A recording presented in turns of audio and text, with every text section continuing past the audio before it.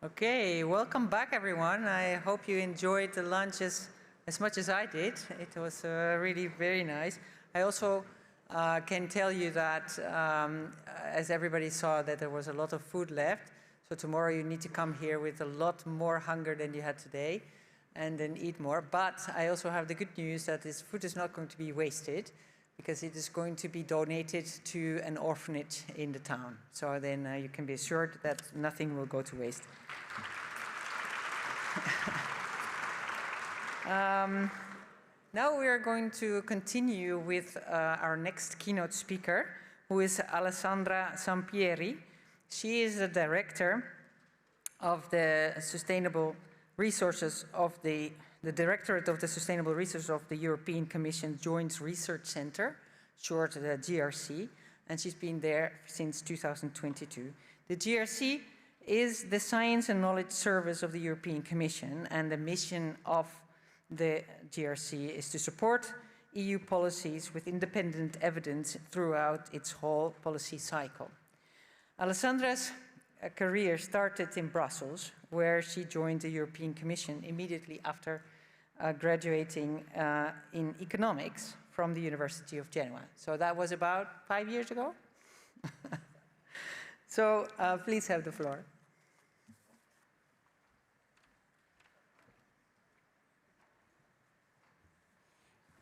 Thank you very much, Saskia, for this nice introduction. Good afternoon, colleagues. Nice to see that you are back, in spite of the title of this presentation, which is linked to competitiveness, not necessarily the best for your digestion phase. I'm very happy to be here today. I'm very happy because this is a very interesting topic that we are facing, and I'm very happy because I really feel an energetic atmosphere, an energetic environment. And I really want to thank the organizers for having also this part of the European Commission, the science inside the European Commission, to speak at this event. I have the feeling that we are really witnessing today something that is being created, that has been co-designed, and the whole community coming together to do it. It's really very energetic, energizing, and it's really very positive feeling that I don't have at all the event I attend. I have been asking today to say a few words on how carbon farming also contributes to sustainable competitiveness, and also to tell you a bit more on how inside the Commission, as the Joint Research Center, we collaborate with the other DGs to put the building blocks in this exercise and to make available the data, the dashboard, the models that can really help advance in this trajectory.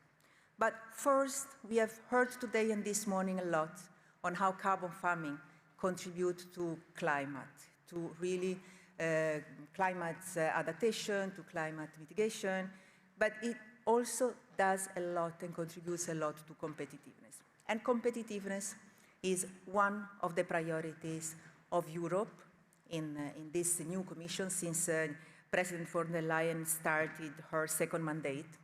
You may remember that she did ask Professor Draghi to prepare a report to explain how the European competitiveness can be enhanced. And Professor Draghi presented this report in September 2024. He presented his recipe to make Europe competitiveness, to enhance Europe competitiveness and to make economy grow again. And among the recipes, there were also words to draw the attention of Europe, of member states, of all the institutions on the risk to no longer being able to rely on many of the factors that have supported growth in the past.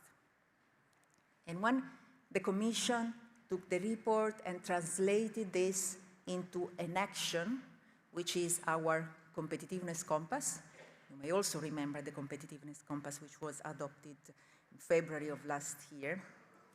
The President specifically said that Europe has everything it needs to succeed in the race to the top, but at the same time, we must fix our weaknesses to regain competitiveness. So you see there are elements of risk and there are elements of being able to ensure that we don't have weaknesses in the system. And this was the moment when all of us working on the Green Deal, as in the European Commission, as in the scientific community, and many of you sitting in this room, we started to think at the Green Deal at contributions to competitiveness. And many times I have discussion with my colleagues, and we think that there has been this shift from the green topics into more economic topics. But this is only a perception, because the Green Deal has always been a growth policy for Europe. The Green Deal has always been highlighting how sustainable resources can help a fair, sustainable growth, how we can transit, how we can change our societies, our business model towards more competitive, sustainable transition, digital transition. But we have to be thinking, we have started to be thinking at the contributions of sustainable resources in a more innovative way, the use of technologies, also on more simplification, because it's very clear that we also need to reduce the burden, to reduce the cost that are linked to the transition and to implementation of the various policies. And then we have seen the recent shocks, the recent geopolitical events, and we have also started to think at our natural resources as critical infrastructures. We have started to think how our land, our soils, our water, our biomass are strategic elements of a strategic autonomy for Europe. And all these elements have to come together, and they do come together in the European Commission policies. What we wanted to achieve now is European security, a resource-efficient transition of the European economy, and, as mentioned, also strategic autonomy for Europe. And to do this, we necessarily need food security, water security, climate adaptation and mitigation, energy security, and also preservation of the ecosystems. These are the basic elements that we need to really ensure that we go on this competitiveness, strategic autonomy agenda. And here we come to our favorite subjects, the role that soils and forest and land play into this picture. What's their role in this? Well, they do play a fundamental role, because degradation of soils and disturbances to forests, they really can have and do have negative social, economic, and political consequences. So we really have to preserve them for all these elements and all these aspects. And at the Joint Research Center of the European Commission, we work very closely with the policymaking in the other Directorate General. We had today the Director General of Agri, of Clima. What we want to ensure in this work, in these efforts of Europe and of the Commission, is to build and to ensure the trust that is needed for this transition. We want to be sure that all this is based on solid science, that is based on models that can be monitored, that can be understood. We want to be sure that the data we work on is reliable, is made available, that the dashboard and the baselines and the model frameworks are there for everybody to have the level playing fields. We want to ensure the transparency, the trust in the system. We want to ensure the simplification. We want to reduce the burden. We want to also reduce policy coherence. We want to ensure that all different policies that are built and the different elements that the European Commission is proposing and the European Union is adopting in these fields, they make sense. We want to measure the trade-off. We want to understand the synergies, and through the models, through the use of technologies, including the AI, through the data, we help our colleagues to build this policy based on solid science. And actually, this is also what the President of the Commission did ask all commissioners when they started this new mandate. They said, the policies that you design must be based on science and evidence.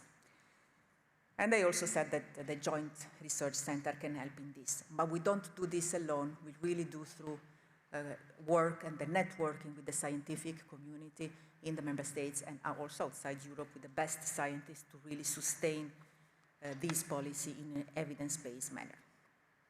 We go back to our soils and to the forest to see the current status of soils and forest.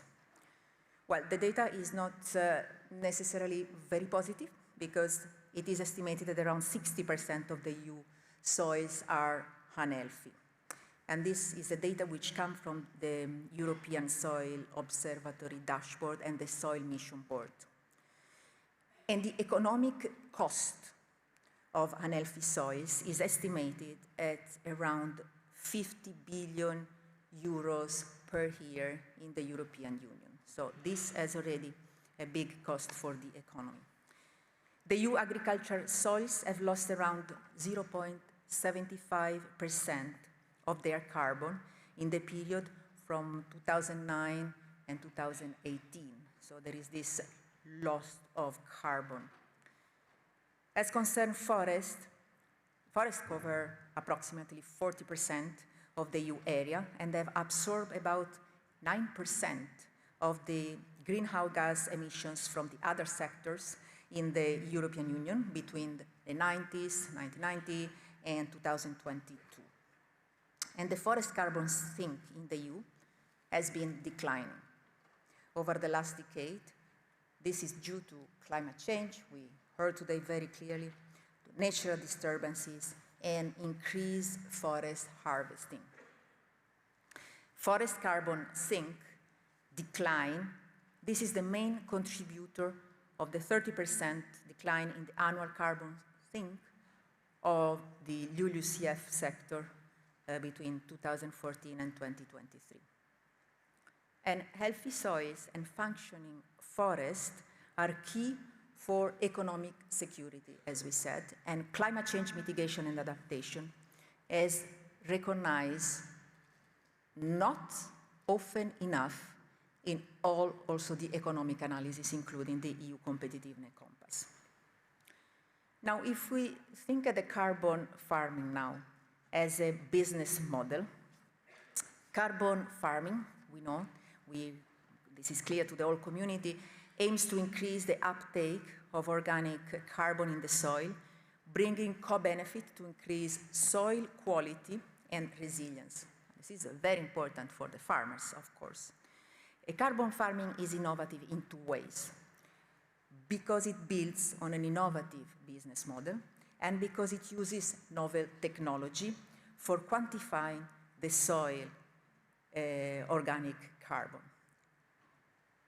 Now, the range of the carbon farming achievable mitigation potential is wide, and it's also subject to many assumptions.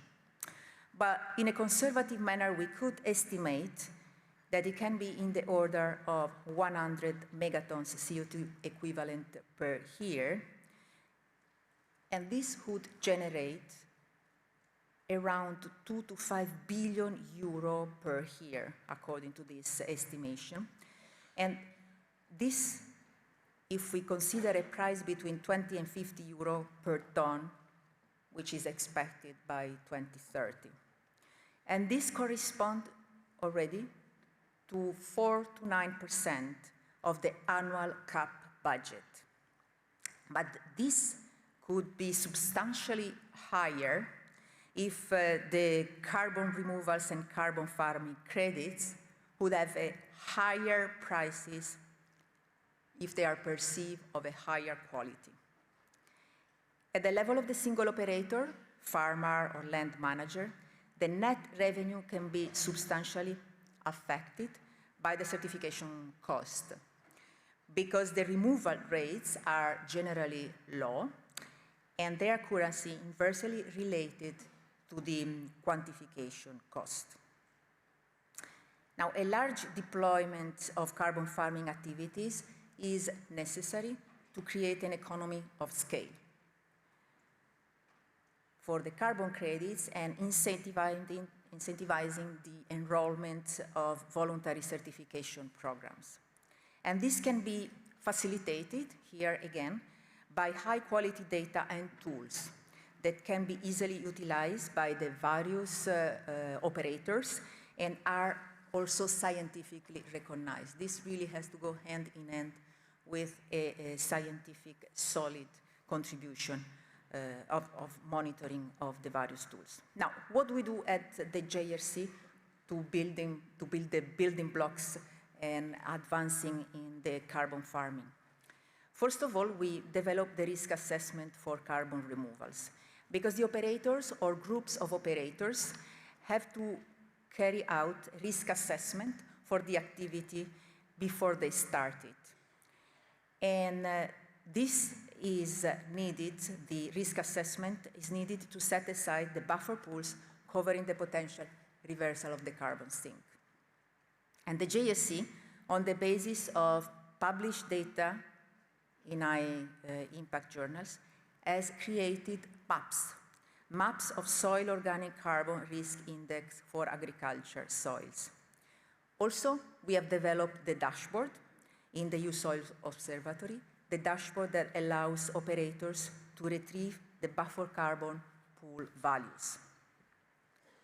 For the afforestation methodology, the JRC uses the latest Earth observation products on forest state and disturbances, together with ad hoc developed models, to produce a data set for the assessment of the risk of reversal of carbon removals. And this data set is distributed as open access on the basis of the policy of the European Commission, the European Union on open access to data, for the use of all operators. And the aim here is really to simplify the process and relieve the administrative burden. We are really trying to make available the tools, the data, the models that can really simplify the life of the operators.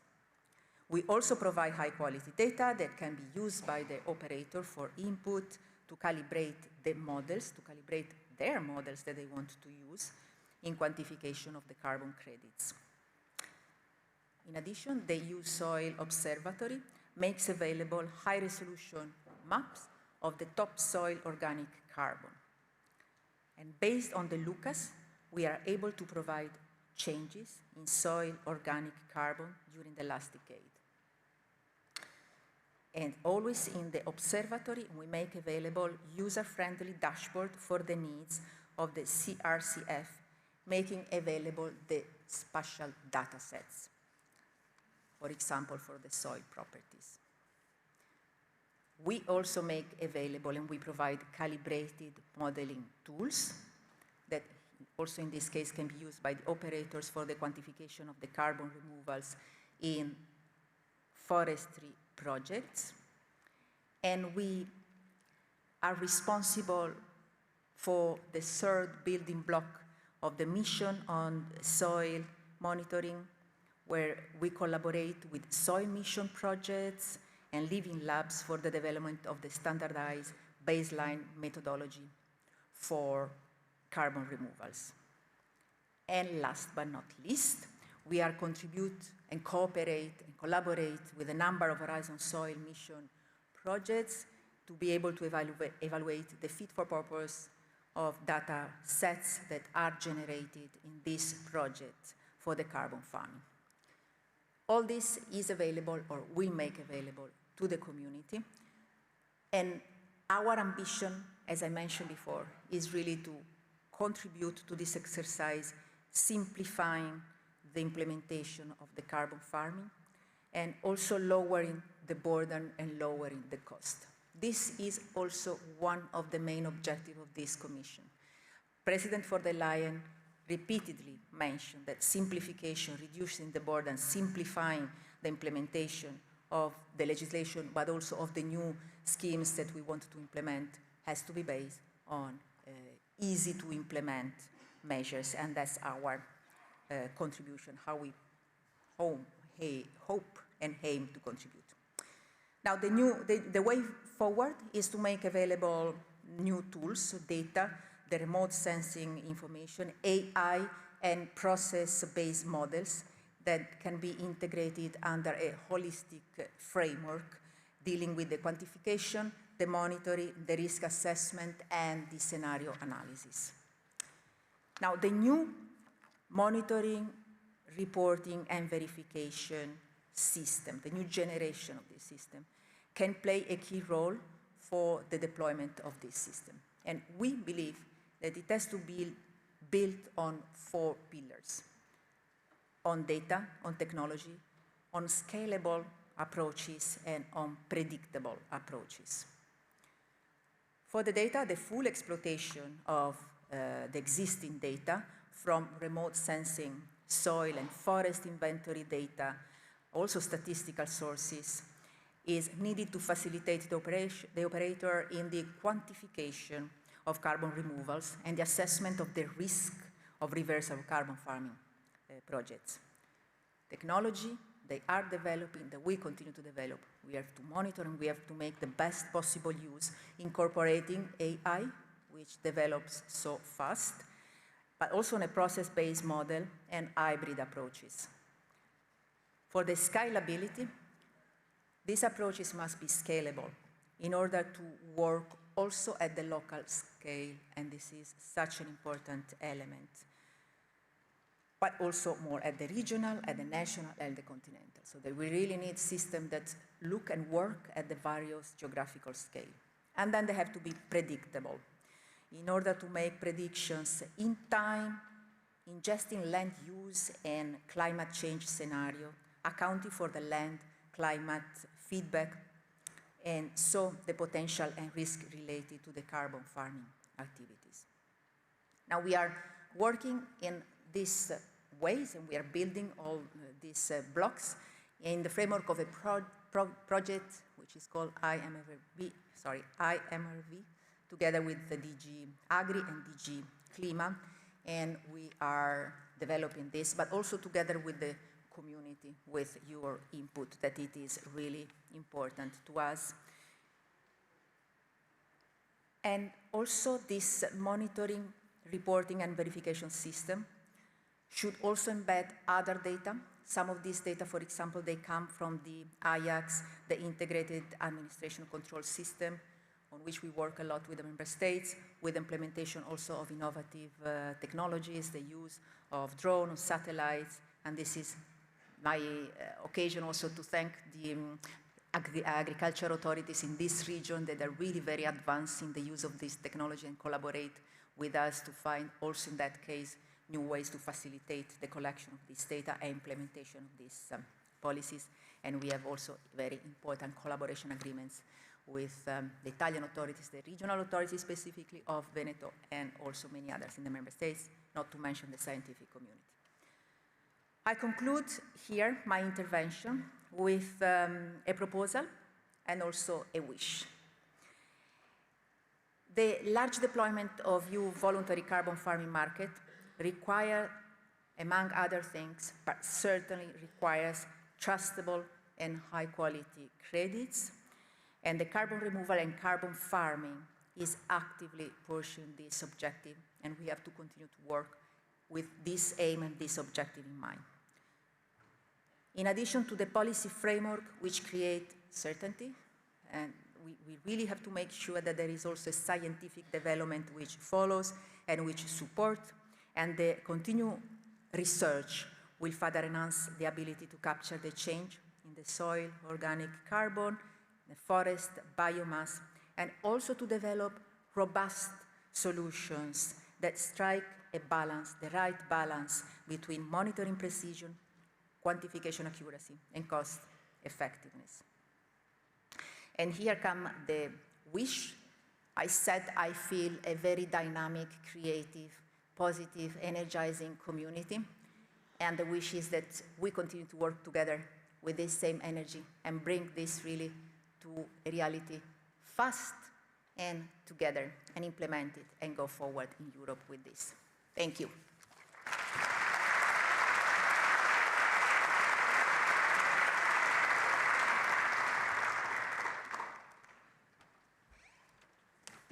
Thank you so much. It was a really interesting talk, and to see the perspective and the connections within the European Commission. Now we are going to continue with our second panel session, which is called Financing the Transition, Current Trends and Emerging Opportunities, which is going to be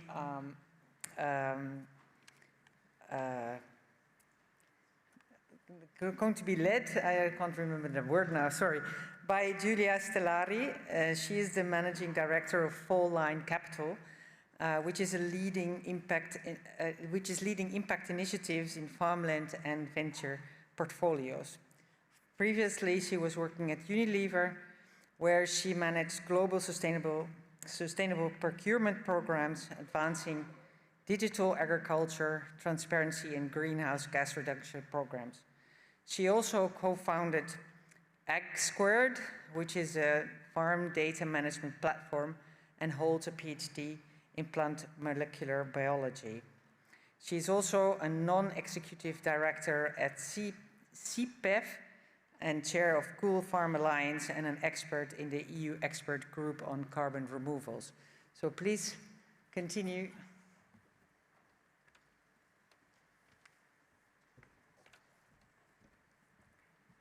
Well, thank you, Saskia, and good afternoon, everyone. It is a pleasure to open today's panel session on financing the transition, a topic that sits right at the heart of building a more resilient and low-carbon agricultural system in Europe. So why is this topic important right now? Well, we already have a strong credit framework to support farmers in adopting practices that build soil carbon and strengthen the resilience of the food system. But we know that that's not enough. Like any major transition, this shift requires capital, catalytic capital, to get the flywheel moving and to scale solutions across regions and value chains. And that's exactly where the challenge lies, and what we'll talk about in a bit. While interest in soil carbon markets and corporate climate action is growing, demand and price signals are not exactly where they need to be to unlock the change at scale. So the question that we're going to explore today is, how do we bridge this gap? How do we better align public and private finance, carbon markets, corporate action to deliver real impact on the ground that makes a difference to the farmers in Europe? So I'm delighted to be joined by a fantastic group of speakers who are working at the forefront of these questions, and we'll hear their perspectives in a bit. But before we get to that, let me first introduce our next keynote speaker, Francesco Musardo, who will share his experiences as an on-the-ground practitioner of carbon programs that have shared revenues with farmers to the tunes of many millions of euros already. Francesco is CEO and co-founder of Radica, Italy's pioneering climate tech company on agricultural carbon markets. He developed the country's first ICROA endorsed carbon farming project, managing more than 500 farmers and delivering compliance-grade carbon removals. His experience spans 20 years in international finance and sustainability. He bridges climate science, regulatory frameworks, and market innovation across Mediterranean agriculture. So, Francesco, over to you.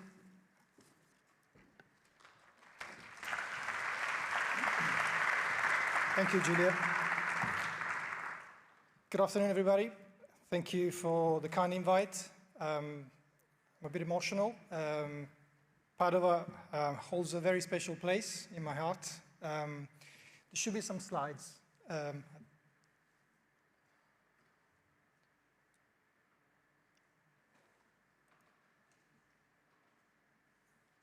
There should be some slides. I think I can do without, but it's fine. There's some nice pictures I wanted to show you, but it's fine.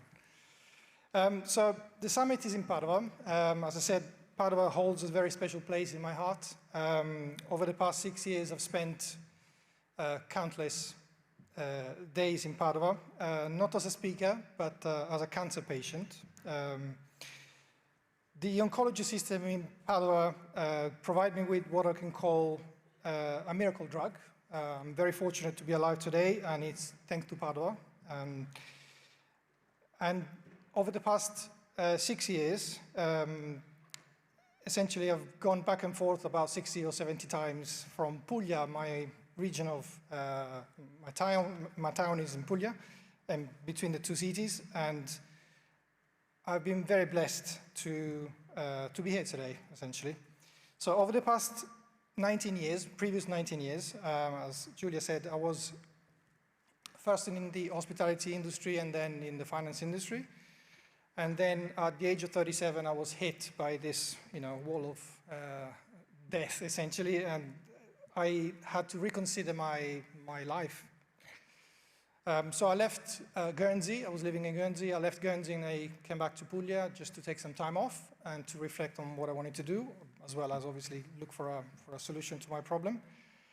And coming back to Puglia, I was faced with another problem. I already knew it, but it was very evident all around me. I had a lot of time to think about it, and essentially I was surrounded by olive trees that were dying. They were dying because of a problem called Xylella fastidiosa. I'm sure many of you know it, but it's a problem that essentially is a bacterium that kills the trees from within. It stops the lymph system, and the trees die within a couple of years. This is a problem that's basically now out of control, essentially. There is no cure, and over the past 12, 13 years, about 180,000 hectares of beautiful olive trees have been killed by this bacteria. So these trees have been alive for, in some cases, more than 3,000 years. They're classed as monuments, not in the sort of metaphorical sense, but also as a legal sense. They're actually classed as monumental trees. There's 350,000 of them are actually in a register of monumental olive trees. Okay, we've done that. So some of them have been alive for 3,000 years. There's 350,000 of them registered as monumental olive trees. And the family that look after them have been looking after them for the past 3,000 years. As we said, yes, they're dying. Essentially, this very aggressive disease is killing them, along with other causes, has killed already 21 million trees. And it's now moving upwards, essentially is moving upwards towards, Bari and the other part of Puglia, and then also touching now also in Molise, which is the neighboring region. So faced with this sort of issue that I was facing myself and the issues of the trees, I did what any reasonable cancer patient would do, and I just started a startup, basically. So I said, surely there must be someone that's doing something about these poor trees. But the problem is I was not a farmer, I was not an agronomist, I was not a scientist. I didn't really have a cure for it or a solution, but I said, surely if we keep the solution, if we keep the situation unchecked and nobody's doing anything about it, the situation will just get out of control, and abandonment, as we've seen, abandonment causes more and more issues. There's fires that follow abandonment, so it's a never-ending cycle. So I thought, okay, but if in my case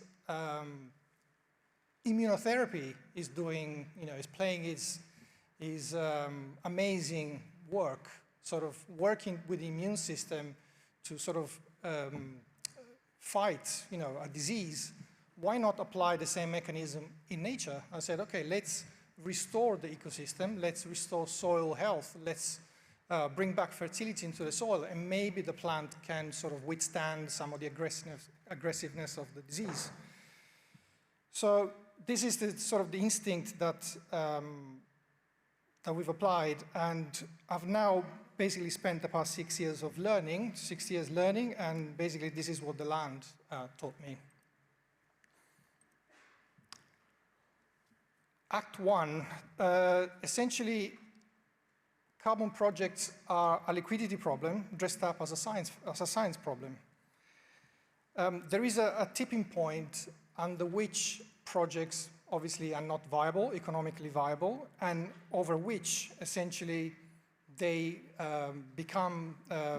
they activate this flywheel of positiveness, which again gets you into the sort of reign of being financed by third parties. So before we got to basically being, investable, or the whole problem, the project becoming, apparent to investors or third parties, we had to get through to the problem of building the infrastructure. So building the infrastructure, building the project, the methodologies, the team, the staff, everything that sort of drives a project forward we had to rely on public money. And that's, basically that's not, it's not ideologic, it's sort of, is more a logic solution. So what we did is we bootstrapped it as much as we could, and then we applied on all of the possible grants that could help us develop the infrastructure. Once we've developed the infrastructure, the focus essentially was on making ourselves known to the farmers. So the first problem that we actually encountered, which is a very common problem or very well-known problem, is that farmers will not commit to any practices or meaningful practices, agroforestry practices, for example, unless they are pre-financed. Okay, they might change a rotation, they might change the tilling methods, they might implement a cover crop. However, they will not, for example, build hedges, they will not plant trees, they will not do all of those practices that we know are the most impactful.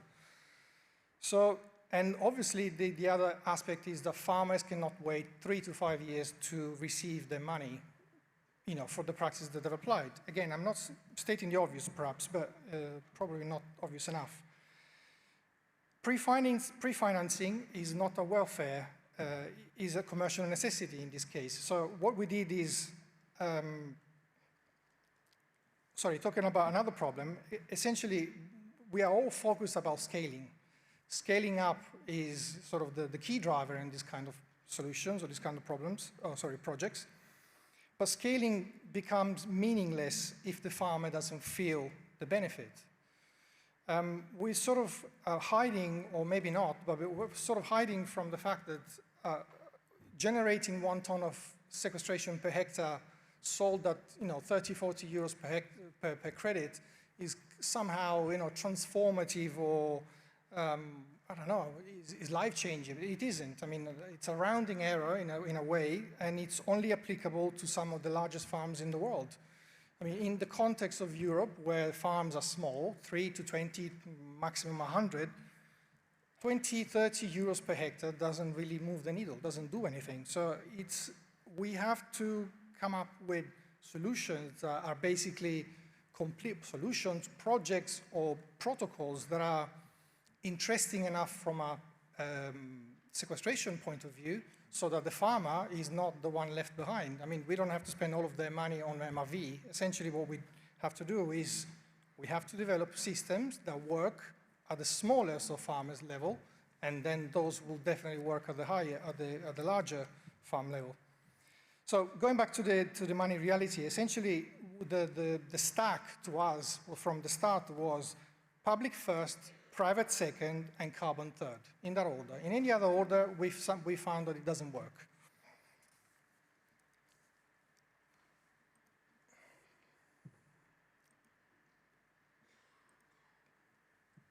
So yes, trust is local, credibility is peer-to-peer, adoption is social. So carbon projects are more than financial instruments. They are social movements. In our case, before we managed to onboard the first 50 farmers, we had to contact 100 farmers, essentially. And those 50 farmers, or 60 farmers, were the ones that then promoted our project to the next 600 farmers. And paying those 600 farmers will eventually lead us on to onboarding the 6,000th farmer. So it's, the multiplier is not social, it's social, not financial. At the end of the day, what we find is, again, probably stating the obvious, but the most important aspect in carbon projects, especially small-scale projects, is not about convincing the farmer that adopting practices will sequester, SOC or increase their SOC, but is whether the farm next to them has received their money. So it only becomes apparent when, in terms of social replication, when the farmer next to you, especially if it's a bigger farmer, has already onboarded or has already participated in a project. They receive the money, and then once they receive the money, I'm like, okay, I'm not going to take the risk, which is also a reputational risk from a farming standpoint, because farmers tend to not take risks, essentially. So they will take risk only once the others have taken a risk. So the key to us, going back to the protocol idea, is that you basically need to help farmer or create the protocol or create the project that help the farmer sequester as much CO2 as possible, get them paid fairly, and then everything else follows. It's just simple as that, I think. Simple. This is what essentially I was explaining. Yes, 50 farms initial outreach, 60 got paid after 2 years, and then from those 60, we enroll 600, and then paying those 600 will lead on to onboarding the 6,000 farm. Act 3, essentially nature, called the nature reality. So nature does not care about frameworks. What we have discovered early on from a non-technical sort of person point of view was that all of the methodologies that were available to us were just too restrictive, not ideal for example, for the Mediterranean landscape, and were either or kind of methodology. So what we wanted to create was a protocol that was specific for the Mediterranean crops. You know, we designed a protocol that now has 13 different practices, which is applicable to 12 different crops and supply sheds. But it's very specific. I mean, it's not a Vera project, it's not a gold standard project, it's a combination, it's a hybrid of 2 or 3 of the best methodologies, certified, validated under a standard that was sort of forward-looking enough to accept those hybrid components. Obviously, you have to use the best of science, but you have to design the protocol that's most suited to your use case and then get out there and get it validated. Obviously, you want to sell the credits afterwards. So there is the market component. So you're not going to use some little known methodology to develop a project. You still want to develop something that then is going to be sold. So again, what we did is we combined this methodology, had it validated and verified under an ICRO endorsed standard. And at the end of the day, in 2024, we became the first project to be validated under an ICRO endorsed standard in Italy, which was a success. Coming from a non-agronomist and from a non-science person, I think that was a good achievement. The other, within the nature reality aspect, project logistics is an art form. What we discovered, or what we found out, paying a heavy price in terms of carbon delivery, was that, for example, sampling across Calabria or Sicily, the regions in the south, takes us 3 times as long as sampling in Puglia. Again, stating the obvious perhaps, but you only find out about these things once you are 6 months, 12 months into a process.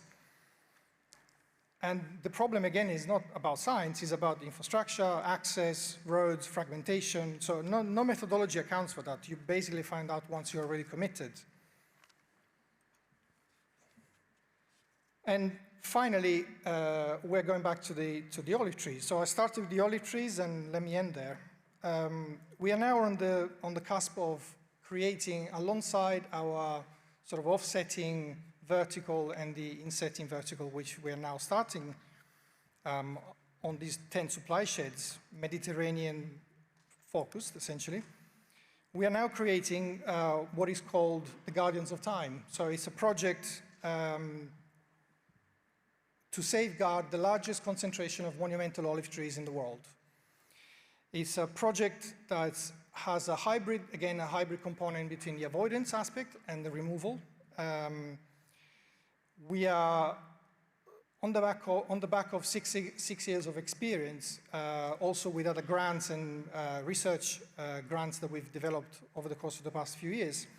We've developed a comprehensive protocol dedicated to preserving the monumental olive trees. We're not talking about, getting rid of Xylella. Xylella will be there for as long as I think we're alive. It's endemic, it will be there forever. So what we have to do is we have to coexist with these practices, essentially, sorry, with this problem. So what we are doing is we have created a team of scientists, university, agronomists, institutions, and families from Puglia that are coming together to basically push a project forward which is going to essentially, well, we hope anyway, we hope will preserve these 3,000 years old trees for many, many, many generations. So the methodology has been put in place. Again, it's a hybrid methodology. The science panel has been assembled and the partnerships have been built out. The good thing in this project is obviously that we don't have an issue of convincing farmers. Farmers in these areas are not calculating the net present value of alternative land use. They're fighting for something they love. So they're very, very committed. So the social aspect of it is very, very strong from the outset. And that commitment essentially is already a driver for mass enrollment, which is basically just waiting to be activated. The numbers behind these projects are quite impressive. This is the advancement of Xylella fastidiosa over the past 13 years, essentially. It started in the area of Gallipoli, in the south, in the very bottom part of Puglia, and it has moved up 150 kilometers, and this is basically where the plain of monumental olive trees is located, just in the area of Ostuni, Carovigno, Monopoli, and Fasano. It's a land of incredible beauty called the Valle d'Itria. I invite you all to visit this land before it's too late, and this is not to be sort of very pessimistic, but in the absence of a joint program, a joint effort, this land will disappear. Everything else below this area, everything in the areas that you see in red, has already died. There's no alive trees of the species that are subject to getting Xylella fastidiosa. In terms of the numbers behind this project are quite impressive as well. There's even applying the most basic of practices, conservation practices, we're looking at 3 to 4 tons per hectare and over 20,000 hectares, adding the over 10 million tons of CO2 that could be released if all the trees died, so an avoidance mechanism.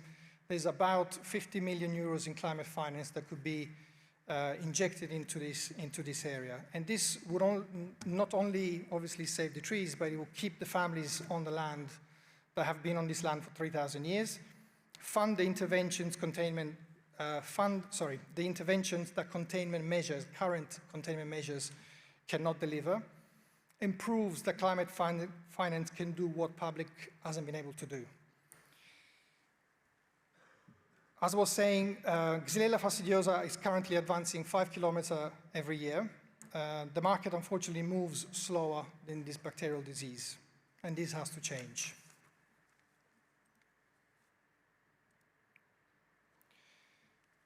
And I'm just going to finish, hopefully without crying. I walked out of Padova 3 years ago. It took about 3 years to recover with a second chance. I did not know I had. I have tried not to waste it, and these trees deserve the same. Thank you.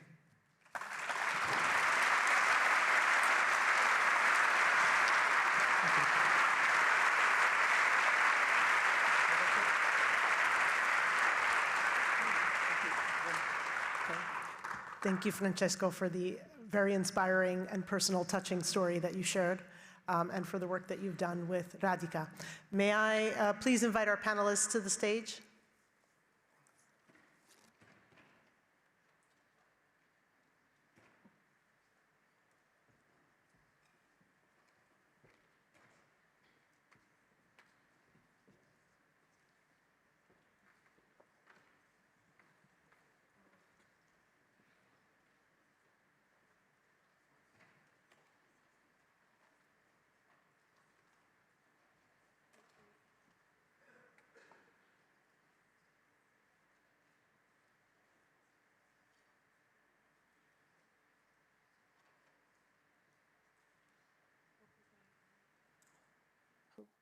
Yes? Okay, great. Wonderful. So I'd like to just ask maybe for the panel to introduce themselves before we get started. Gerdus, can we start with you and work our way down? Yes, of course. Can you hear me? Is this working? Great. Yes, hello everyone. I'm Gerdus van der Laarse. I'm a systemic finance strategist at Metabolic. So Metabolic is what we like to call, we call ourselves a systems change agency. And our objective is to transition the global economy to be within planetary boundaries. And I guess, as you saw from Kristen's keynote presentation this morning, we're doing really well so far in that sense. But what we try to do is shift entire economies at the same time using a systems thinking lens.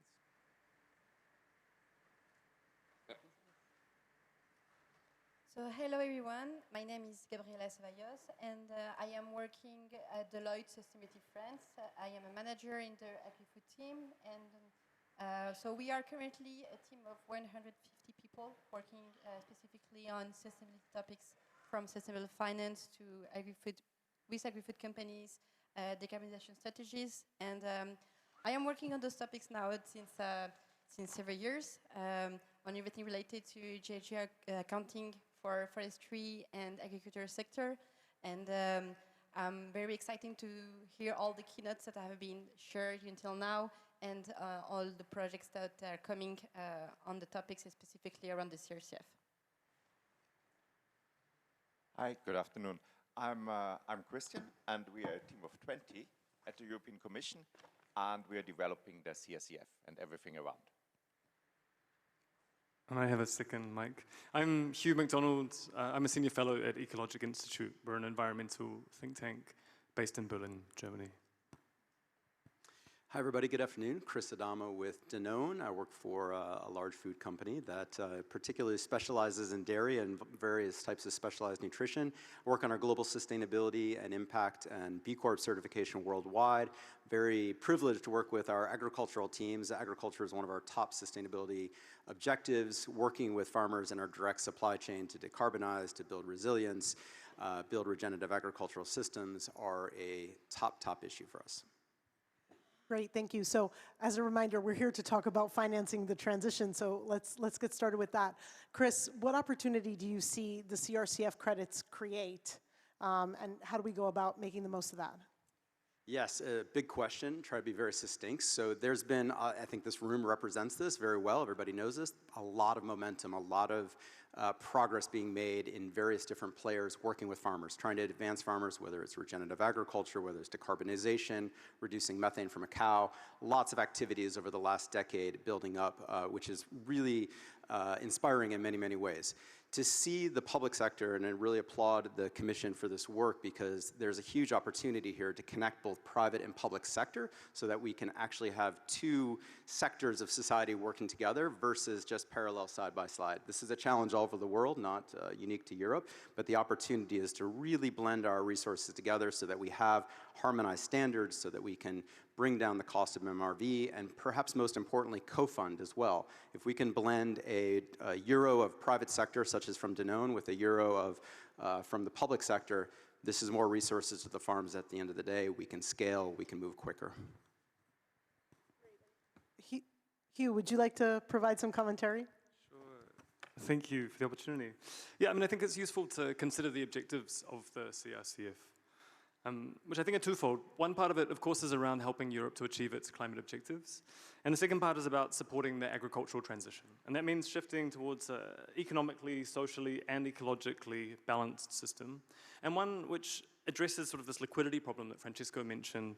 It's where farmers and the agri-food sector are rewarded for taking climate-positive actions, or nature-positive actions. I think we should be more broad. And I think the CRCF's role in that is quite clear, no? Both of these rely on solid science and a clear understanding of what the climate impacts are of farmer actions on the ground. And so the CRCF should be jumping in there to make sure that we have as high-quality a version of that understanding as we possibly can. I don't think we're quite there yet with the CRCF. It's moving along and it's being revised at present, so hopefully in the next revision we're going to see an even higher standard being set. But I just want to finish by reflecting on why that's important. And I think it's important for both of those objectives. I think it's quite clear for the climate why we need to know the carbon farming actions are translated into real climate impact, but also for supporting the agricultural transition and rewarding farmers. The prices that they receive for the certificates that they are going to sell depend most crucially on trust in the system. And if we have any questions around the quality of the CRCF certificates, then we're just not going to see the prices that we need to see to move us towards that ecologically socially and economically balanced system that we're heading towards. Another part is the integrity of the system as a whole and what these certificates are used for, but maybe we can come back to that. Sure, there'll be a moment to come back to that. So, we've heard from Chris about blending public and private financing and how the CRCF credit gives the opportunity to do that. You mentioned some of the challenges, Hugh, and the need to keep the standards very high. Gerdes, would you like to comment on how the current system is supporting or not farmers in the transition? Yeah, I'm very glad that you asked, Julia. And it's already great to hear the topics that the panelists here with me are bringing up. So for about the past year or so, Metabolic has been working together with Transcap Initiative, with support from the Collaborative for Systemic Climate Action, to really answer this question, actually, to take a look at the European food system and see, what is behind the slow transition that's currently happening. Why is it not happening fast enough? And what we came across after this year of work, engaging in high-level workshops and talking to high-level stakeholders, is that, it's really a question about financing, which is, of course, why it's so good to have this panel discussion today.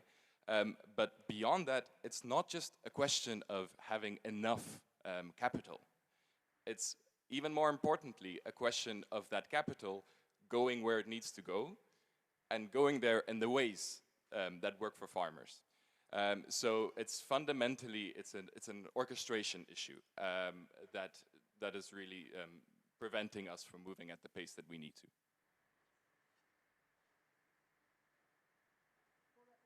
Great lead-in, I think, to the next question. At least standing around at lunchtime, I heard some talk about a buyer's club, and I understand that Gabrielle with Deloitte has done some work on this, and I think it might be interesting to hear what are some of your conclusions and how a buyer's club can help that coordination mechanism happen. Thank you for this question, Julia. So to give a bit of a background, the question of what could be a good policy options for a European financial mechanism was raised last year, and we did a study in order to identify how we could stimulate corporate and institutional demand for CRCF carbon units, and also accelerate the emergence of high integrity EU carbon farming market. So the first work for us was to identify what are the enablers in order to do so. And what we found out was that the key factors are, for example, to include de-risking tools for buyers, to, as I think was mentioned, to do this work of leveraging public resources in order to crowd in private capitals. I think that is one of the most important features to enhance. To also provide context where you could have price competitiveness and stability. Just having the signal of a demand that is aggregated could seem simple, but it would be a very important positive signals in order to build the supply. And the last point also that we found out in the work that we have been doing is the need to have long-term commitment in order to align with farm planning cycles. So around the different mechanisms that we looked at, we found out that the Buyers Club, which is a term that has been used a lot lately, was the most interesting framework. Maybe to take a step back in order to explain what we mean by a Buyers Club, because I don't know if anyone is familiar with this term, but the idea of a Buyers Club is to offer flexible framework where organizations that would like to voluntarily commit to financing the agricultural transition could gather in the same place. And so during this study that we carried out, we identified 3 features that could be developed in this Buyers Club. The first one, and I already touched on that, is to bring together voluntary public and private buyers in one place, instead of acting separately. Because what we have been seeing is that there is a demand, but very often it is scattered. And aggregating this demand would lead to having a clear signal, positive signal for the market. So the Buyers Club could be a place where we would have all these buyers coming together. Second one, and I think this has been also touched on in other sessions, is the need to reduce complexity and presentation costs. So if we have a same place, we could offer harmonized rules such as RFP, contract templates, or shared platform to support the key steps of the buyers. And the third feature, sorry, taking my notes, but the third feature that we also identify as a key enablers in order to have a buyers club that would stimulate the demand would be to provide de-risking mechanism. Carbon farming is about working with natural ecosystem, and that means dealing with risk of potentially buyers being exposed to under delivery on expected emission reductions and removals, or also financial exposure or reputational exposure. So having the same place and establishing de-risking tools would be a way of stimulating the demand and also collectively trying to reach the objectives of restoring resiliency in Europe. Gabrielle, and maybe a follow-up question. What's the first step in establishing a buyers club? Is it the aggregation of the supply and the simplification that comes along with it? Is it pulling together that demand signal? What emerged from your research on that side?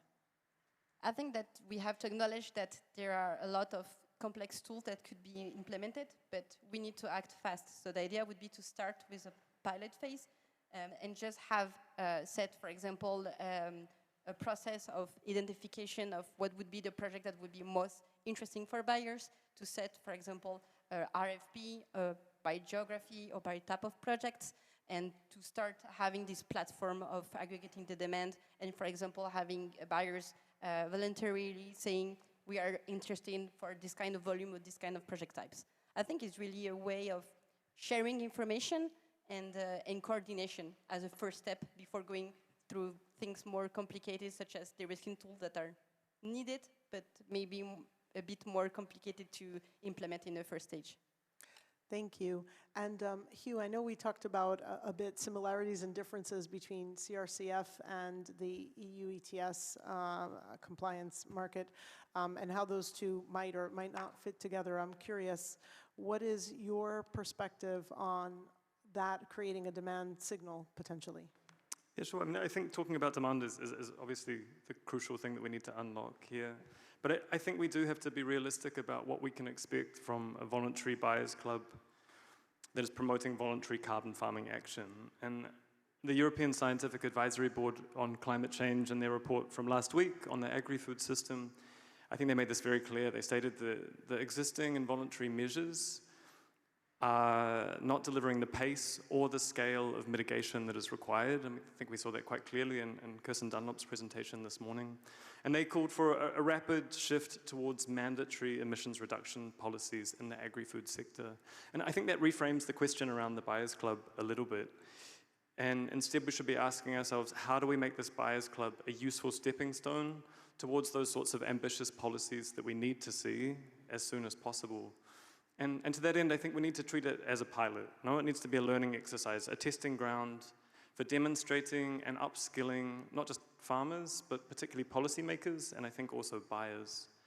And that should be at the forefront of our mind when we're designing the Buyers Club as well. It should be focusing on catalytic actions and on unlocking information, data, experience where we don't currently have that at the moment. So that's helping new farmers. It's targeting regions with low penetration. It's not picking up these kind of lowest hanging fruits, the certificates that we know are going to come, but it's being a bit more ambitious in the way that we structure that policy. I think we also have to be mindful of avoiding going in the wrong direction with this, and we can't have the Buyers Club being the tail that's wagging the dog of EU climate policy. I think we need a strong regulatory framework in the form of mandatory targets. We can't design EU climate policy around encouraging voluntary action. I think we just have to have that in our mind when we're designing this stuff. I think the topic of a Buyers Club probably is something we can loop back around to more in the second part of the discussion, but I'd like to take a pause now and ask if Christian might want to comment a little bit on what he's heard this morning and up to now in panel or side conversations that have happened. Yes, pleasure to do so. Maybe also you a bit on the framing and on your question, what is this Buyers Club? Together with my team, we have a big task this year, and this is to deliver the climate targets for our member states by the end of the year. Also, as the EU, we've taken a commitment to reduce our emissions, our net emissions, by 90% in 2040. Yeah? And this year we will come with our proposals on the emission trading system, which is currently quite hotly debated, and our leaders will meet this Thursday also to discuss about it. But then we also come with our member state targets, where we say, okay, each member state do this, this, and this. And what I would be so keen on is to tell our member states, look, there's a market solution. There's a voluntary carbon market that can help you to improve the quality of your soils, of your forests. Because what we are all interested in is that we have a very healthy, very resilient land and forestry sector by 2050. Because we bet on the bioeconomy. To be successful, we need a stronger, a bigger bioeconomy.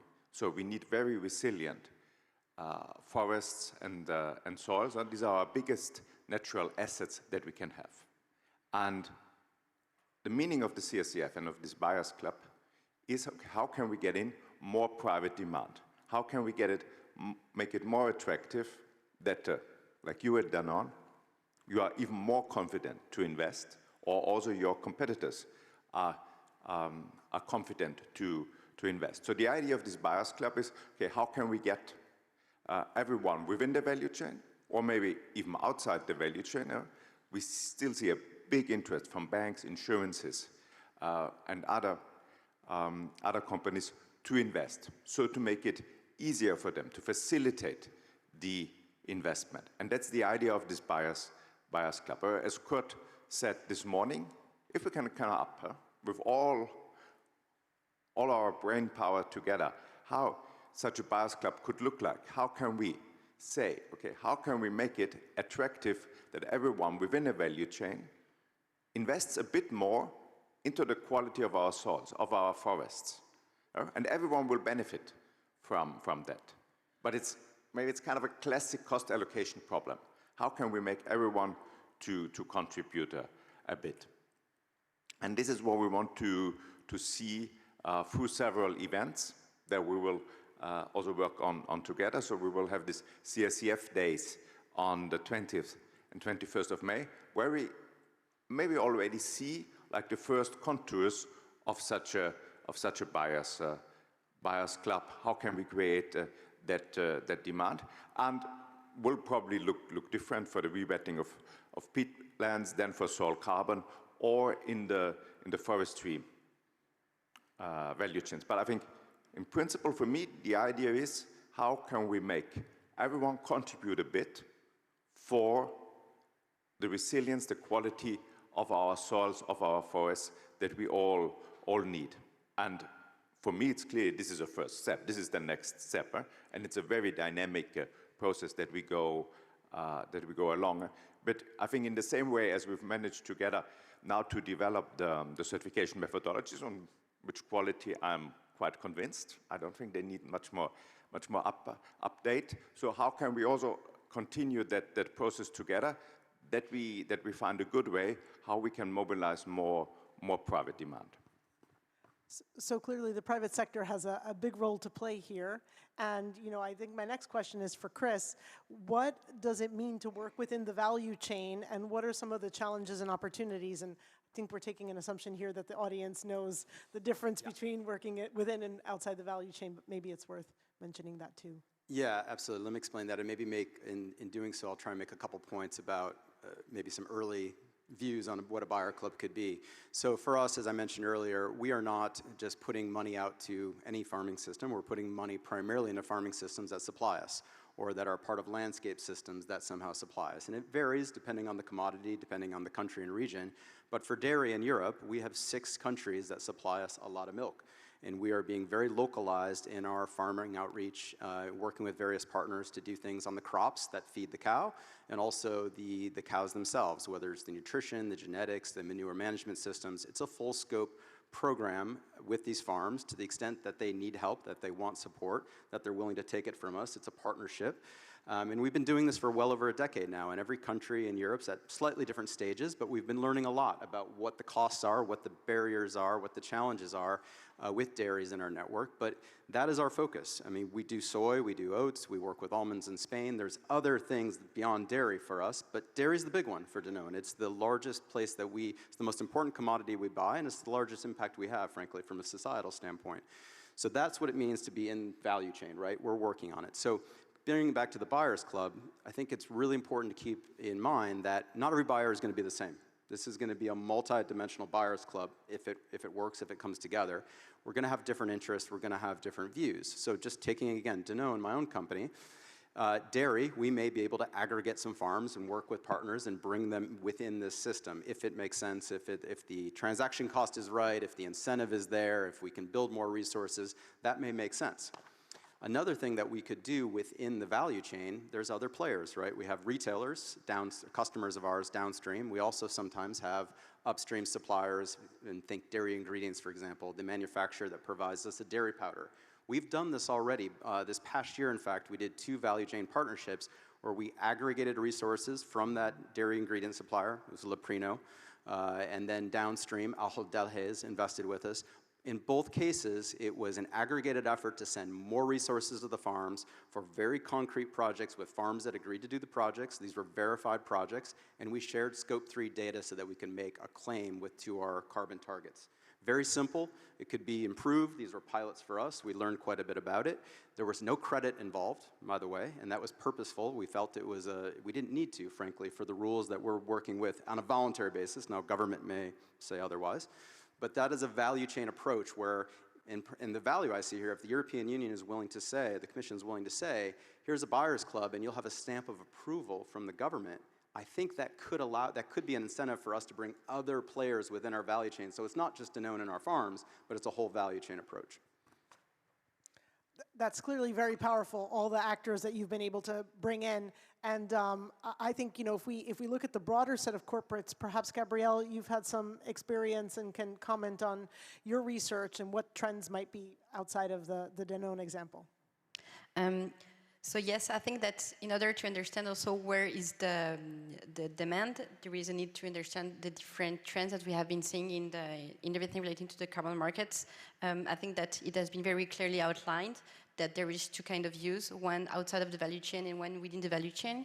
And if I start with the first one, we see different type of profiles and potential buyers that are interested in emission reductions or removals. You can see high value sectors where you have attractions for buying carbon removals and gaining experience on the carbon markets in order to prepare for their net zero commitment. I also think that is very interesting to see that companies that are exposed to compliance market use their force acquaintance with carbon market in order to develop other business models or services. And they are trying to, for example, propose carbon projects for consumers or other stakeholders in their value chain. And if we stay still in the areas of carbon projects outside the value chain, I think that's something that we are seeing more. It's with new guidance and guidelines from SBTi, different companies with different maturities exploring when should I enter the market? Should I wait in 10 years? Should I gain experience right now? And this is everything, all the trends that we are seeing with, as I was highlighting, different profile of demand that is building for outside the value chain. Now, if we look at projects that are developed within the value chain, I think it's very interesting to see how the projects are being developed, and it follows a bit what has been shared from the Danone experience, which is very often it starts with a flagship project in a production basin. So companies goes and identify in their main production basin the main cooperative, the main farmers, and they start by asking, okay, what are the practices that are already implemented? What is the best way to implement a remuneration with these farmers in order to see regenerative, for example, agricultural practices that are implemented? Often you have questions about how do we allocate efforts and results, and how do we reflect that into different co-products that can be involved in the same value chain. Often when you have this flagship project that has been developed, it goes to the next step, which is we want to scale up. We have learned, we have lessons learned from the first flagship or pilot projects, and now what are the conditions in order to scale up my actions? And this is where we see companies beginning to ask themselves, okay, what is the best MRV operators for my value chain and for the company, for the geography in which I am currently operating? Where do I find the right organization with agronomic expertise in order to provide support to the farmers? Because change is not going to appear like that. Often they need very thorough support from dedicated organization in order to do the transition. And also, what are the systems or tools I need in order to ensure the minimum traceability systems in order to make claims and to value those efforts in my scope 3. So all these projects leads to very often one objective, which is that they are a stepping stone to have improved emission factors or low carbon emission factors. And this is where we see the different dynamics that are being developed in the carbon markets. If I try to give an overview of the different type of profile that we have been seeing in the latest years. Gabrielle, thank you for that. It sounds like there is a pathway that others follow to go from where to start to scale. And I think that leads me kind of to the next prompt, which is for Gerdes. It's hard to maybe describe in theoretical sense what this, what a system that has this positive flywheel going looks like. But perhaps from your work at Metabolic, you can share some insights into what you have discovered.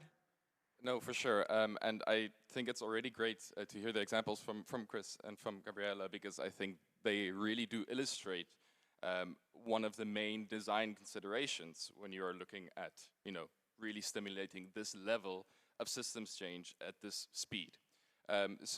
Chris, for example, when you mentioned that, in the project that you developed, you didn't even need credit because for the farmers, that was actually not necessary for the processes that they needed to follow. Now, that is not necessarily the case everywhere in the rest of Europe, right? The key there is that farming is inherently incredibly contextual. And that makes this whole question of scaling very challenging, right? Because we cannot roll out the same solution everywhere.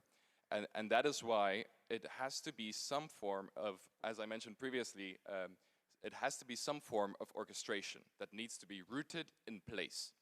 So what that means is actually just like the example that Gabriela shared, going into corporates going into the production sheds, right, where their value chains are located.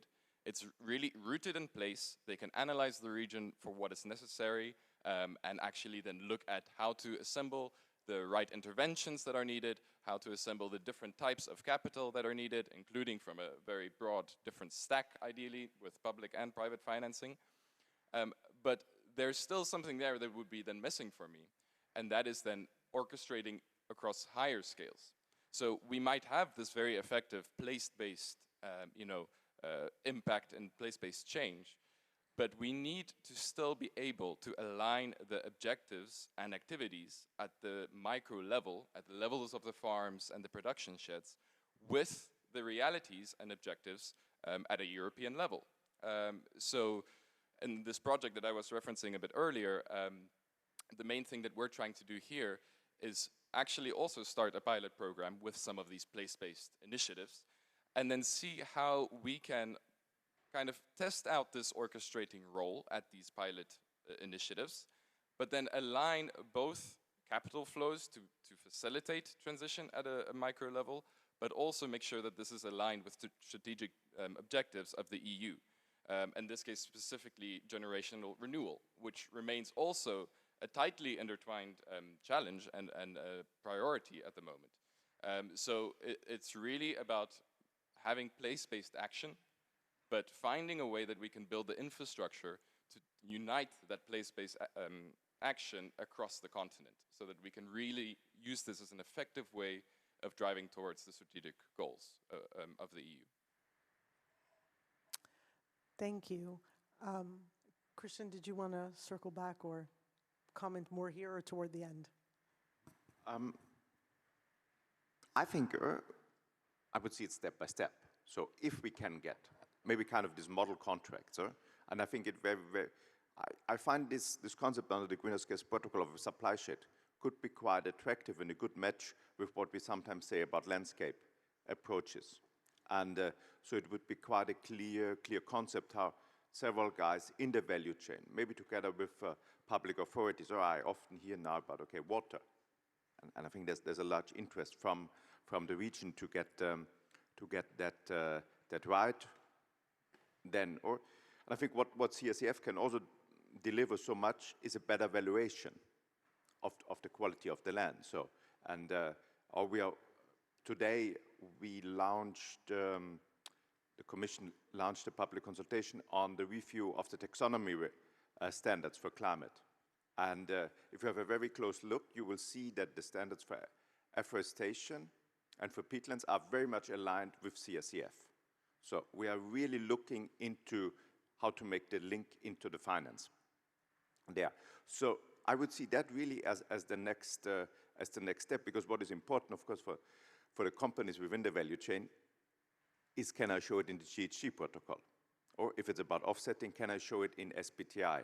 And I think in there, together we will do some work still to also get out with some guidance there. So yeah, I would already be very happy if we had such a concept that we could then scale. But I think first we need to start within one value chain for the Buyers Club. Thank you. And so we've heard a lot about what the system could look like. Clearly, there's going to be some watch-outs and some potential pitfalls. And Hugh, you were going to mention some of those earlier, but maybe this is the moment to jump in with those thoughts. Yeah, I'm the critical voice, it seems. Yeah, I think it's important before we start to talk about what carbon farming certificates can be used for, to consider and acknowledge really what kind of mitigation carbon farming actually delivers. And we've already heard it, I think, from all of the other panelists. No, it's context-specific, it's place-based, it's a natural and dynamic system, which is quite different to some of these frameworks which have been developed for reducing fossil fuel emissions. No? I think on a positive side, of course, carbon farming delivers all of these additional benefits. And we have to have those, I think, in the center of our mind when we're considering carbon farming. This certificate is a tool for unlocking all of those biodiversity benefits, adaptation, resilience, supply chain resilience, all of these things. But from the atmosphere's perspective, there are additional risks, no, with carbon farming relative to fossil fuel emissions reductions. And I mean, the clear example, I think, is permanence, no? I mean, these are called temporary carbon removal certificates for a reason. If I reduce fossil emissions, I know that I'm reducing fossil emissions permanently, but we don't have that same confidence with the temporary sequestration and natural systems that can be reversed again in the future.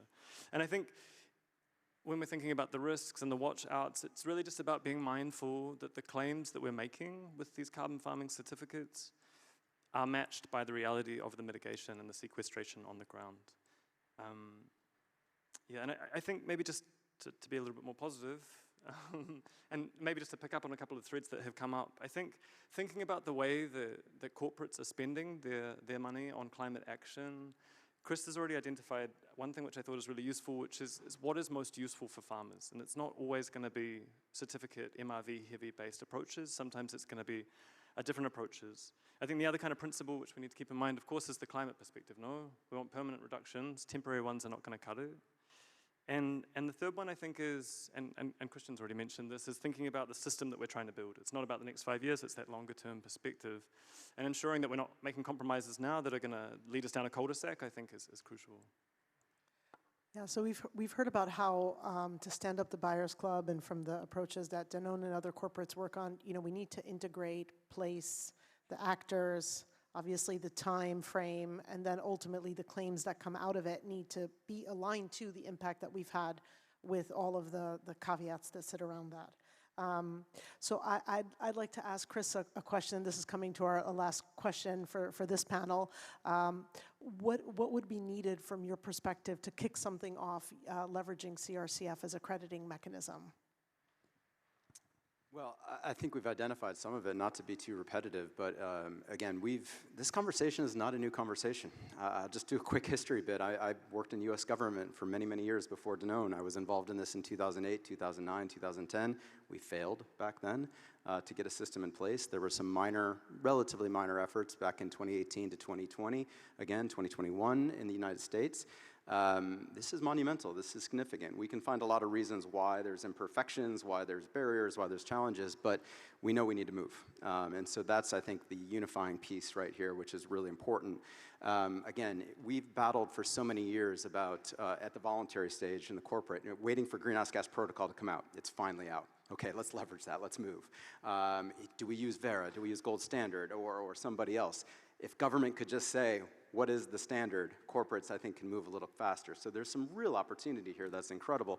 And then, of course, co-funding and leveraging one company's resources is not going to get us there. One government's resources is not going to get us there. We really need to bundle this together into collective action. So it's a monumental opportunity, and the time is right. Thank you. And Gerdes, thinking about the actors, we've heard a lot about the farmers, the value chain actors, intermediaries, ingredient suppliers. Any others that you would like to point out that in the system that you described could be playing a role? Yeah, I mean, I think you almost mentioned all of the actors already. But no, I would actually just really stress about the importance, again, of the knowledge that is also on the ground with the farmers, the stewards of the land. I mean, that's also a very easy thing to say, right, here on the stage, and say, okay, we need to, respect the knowledge of the stewards of the land. But what I think that should be translated into is actual concrete governance systems that really, enshrine the power that they have and the decisions that they have in the system. Because what we're seeing right now is that farmers and the people that actually do the work, there is a bit of a power imbalance across the value chain. So that is also something that we would need to look at in order to prevent further type of extraction or so. And then the last thing that I'll say, and probably people are are already irritated of me saying it, but there is also a missing actor. And that is this orchestrator role, someone that can deploy capital at very specific places with a contextual lens, but that is able to connect that up to a broader European context. But yeah, I'll leave it at that. Thank you. So I see that we are at time for our panel, but I do want to give our panelists the chance for their 30-second concluding remarks. Christian, can we start with you, please? Yeah, I think there are two things that we as Commission can do well. We have convening power, and we can harmonize things. And maybe as a third thing, we can also sometimes put public money into it. And I think it's about really that everyone in what we are talking here does those things that they can do best. And it's clear that the farmers, the guys who work on the ground, the advisors who can do this very context-specific work that you were referring to. I mean, you know the business, you know the quality, and you can help us in putting that together. So I think, yeah, what this is for me a major topic of what has come out here is how can we put these pieces together. Okay, thank you. I think with that, we will close our panel where, thank you. Please, everyone join me in thanking our panelists.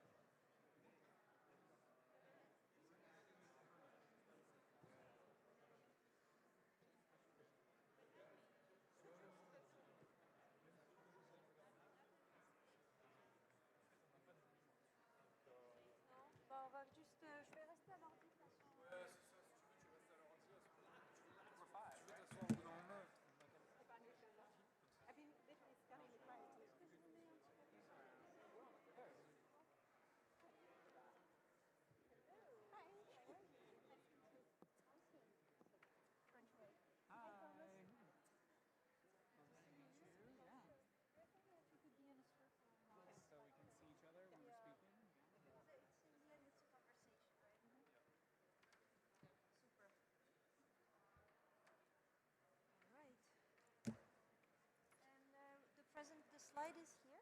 Ouais, je suis allé vérifier là-haut. So I checked. They have like a booth and they have our presentation ready. So what do we do? They're gonna display it when it starts, and Okay. then you have just to click to activate. So I think the first block when we talk about Okay, at farm that's level with blocked. Andrew, you can still leave the first slide with the graph on the practice change and the registry. Yeah. Because we're going to talk about harmonization of how things are measured. Like I plan to start with, if you ask me like what it is to measure, obviously at farm level. Wow. Then I go on harmonization around permanence, sort of stock measurement, intensity, all That's those an kind of easy thing. one. That's So an easy one. I know. about here, it's about that we want to bring the finance down to the farmers Yes. for the efforts that Yes. they're doing, and for this we need Yeah. harmonization, Yes. then we need finance, how to reach net zero. We have a panel of experts who represent the whole chain Yeah. of the financial trail. Yes. And let me introduce them. Maybe I'll have If you want, everyone introduce themselves. we do 2 sentences. It's easy for us to do in 2 sentences. Exactly. And you pass the mic, and you use the burden for you, and then we give you back the mic, and then you do another this. Yeah, there's another one there.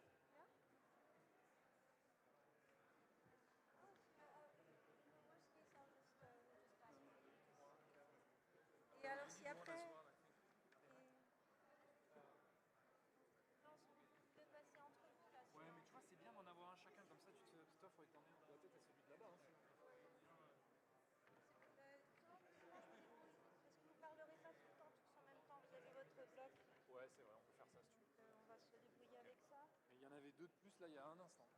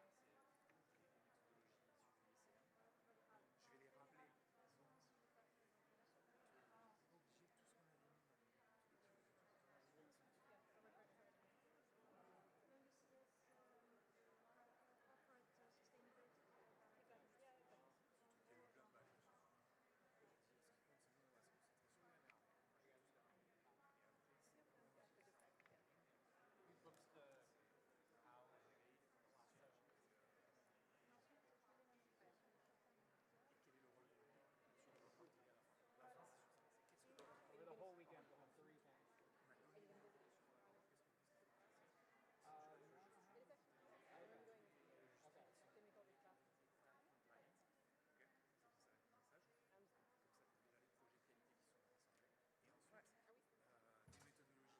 Des méthodologies claires pour le contenu et des incentives clairs pour que les gens aient des credits et qu'ils puissent les utiliser dans leur corporate inventory. Parce que maintenant, on a des problèmes de l'intervention.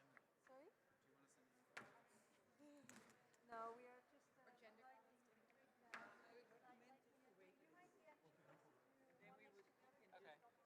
Okay. We're going to start with them and then move to us. So yeah. And I will ask everyone to anyway introduce themselves shortly. So it's going to be. Oh, you're going to ask us to? Yeah. Is that okay? Yeah. I'll just say, okay, we have here an esteemed panel of experts and that represent each part of that supply chain, starting from the farm and the certifications goes there, then the verification as well as the can I say retailer? Perspective. Perspective. Because I'm working with Yes. So it's first the retailer perspective, and then you will be. Okay. That's fine, and we'll have it. I'll be a little bit less formal, a little bit more. Hey guys. You have a nice flower. Thank you. Yeah. Isn't this coming from our friend from San Francisco? Anastasia. No? No. Oh, I So see. I thought it was. No, it's not that.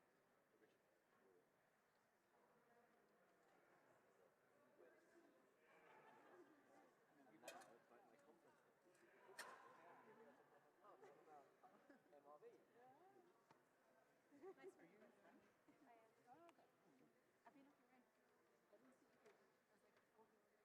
Oh, okay. I think you're in. I didn't see you here. I was like, oh, yes.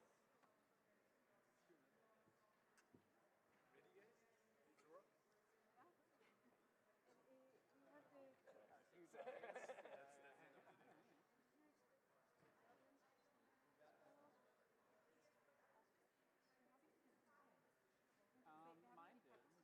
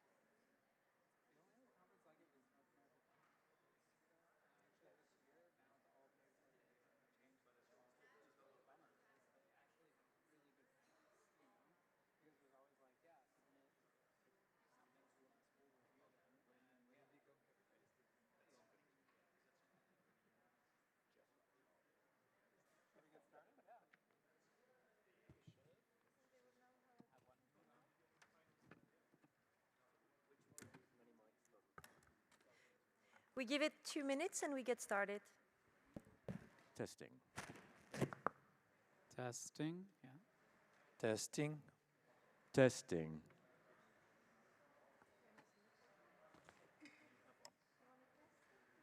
Testing.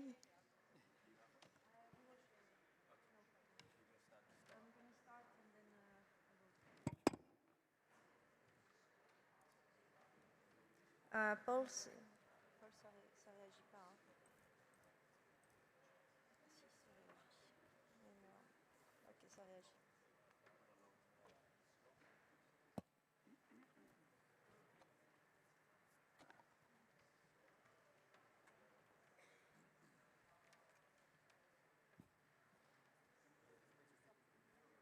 Thank you. The closest I've got to the climate strike.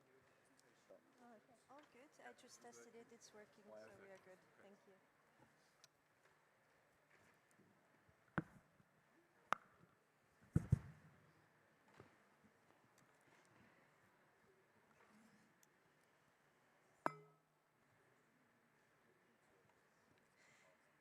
Good afternoon, everyone. I suggest we get started. In case that this session is not for you, you still have 30 seconds and then we get really started.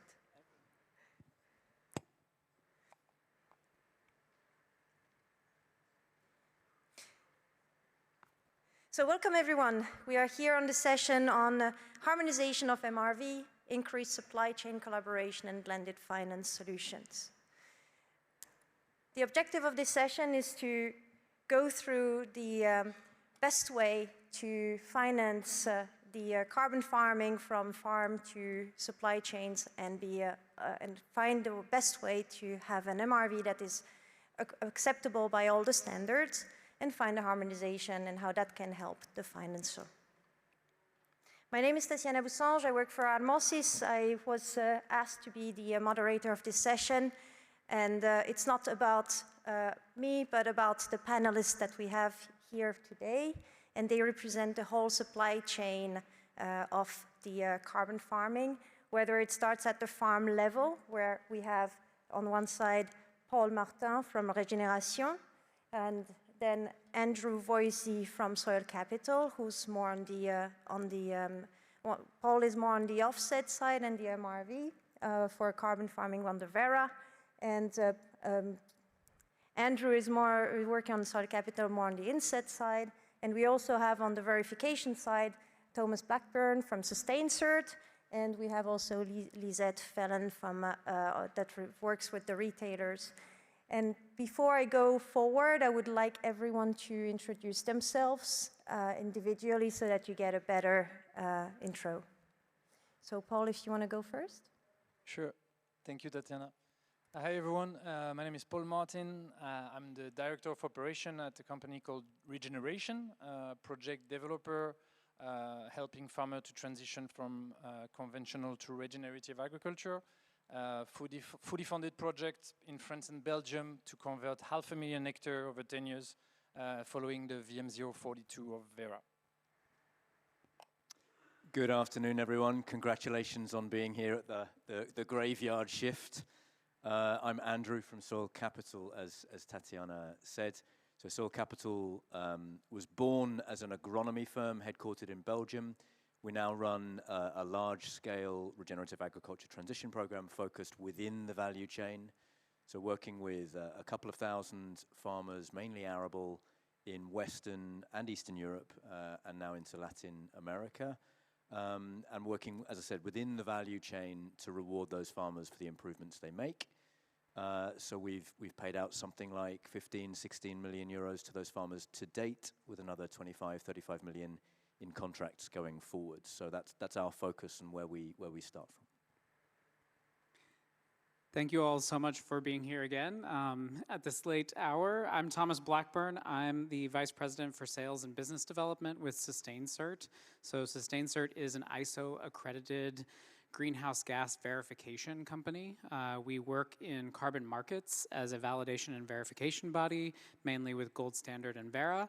We also work extensively in corporate supply chains, verifying programs where companies are investing in reductions and removals in their supply chain. We've worked with over 40 programs globally, and then we also run an initiative called the Value Change Initiative, where for the last 6 years we've been looking at how do companies account for and report those very reductions and removals that they're achieving in their supply chain. Thanks for having me. Hi everyone, my name is Lisette Phelan and I'm a postdoctoral researcher at Harper Adams University working for the School of Sustainable Food and Farming in the UK. And my research focuses on the retail perspective on reaching net zero, the transition, how to reduce scope 3 emissions, and I'll be giving you the retail and processor view today on this topic. Thank you very much. And before we get started with our esteemed panelists, I would like to give a little overview of where we stand and what's the context so that we put everyone here in the room up to speed, and that will be, and then we'll go into the discussion. So the main point is that when we talk about carbon farming, we are talking about, sequestration, removals, emission reductions. That all starts at farm level, but then how do you get the recognition of the units measured and the recognition throughout the supply chain? And that's where you have then regulation on one side that helps you, that basically the regulation is motivating companies to disclose their efforts and also to report on that. Disclosure is becoming slowly mandatory. You can think of mechanisms such as the CSS, the Corporate Sustainability Directive. You can think of EUDR. At international level, you have also mechanisms that recognize different MRV mechanisms or measurements. Corporates have SBTI targets, for example. And SBTI is also providing an increasing flexibility to the acceptance of removals, for example. And we also have an opportunity at the CRCF to basically drive that change and contribute to this. So disclosure is slowly becoming mandatory, and MRV is the way to basically measure what you want to disclose. Among the standards that we described, you have them, but as we mentioned, the panelists represent a bit this whole supply chain, from farm to fork, if we may say so. And so this is just a slide we'll keep in the background. So, Paul and Andrew, just to start with you at the farm level. Can you please tell us what's happening? What are you doing there in order to generate basically claims that can later be co-claimed throughout the supply chain? But from your perspective individually, what is happening at farm level? Thanks, Andrew. Yeah, I think that should be the start of the conversation here. It's what is going on at farm level and how we implement projects with farmers and how these projects now are compliant with the different set of regulation. When I talk regulation, I'm referring to the EU CRCF Delegated Act. I'm talking about methodology coming from the VCM, such as the Verra VM042, Climate Action Reserve Soil Enrichment Program. I'm talking about the GSG LSRG, the land sector guidance removal. All those methodology are now converging. There's points of convergence that are clear. We can name those points of convergence. First one is the permanence. So when we work with a farmer, we try to embark this farmer for long term.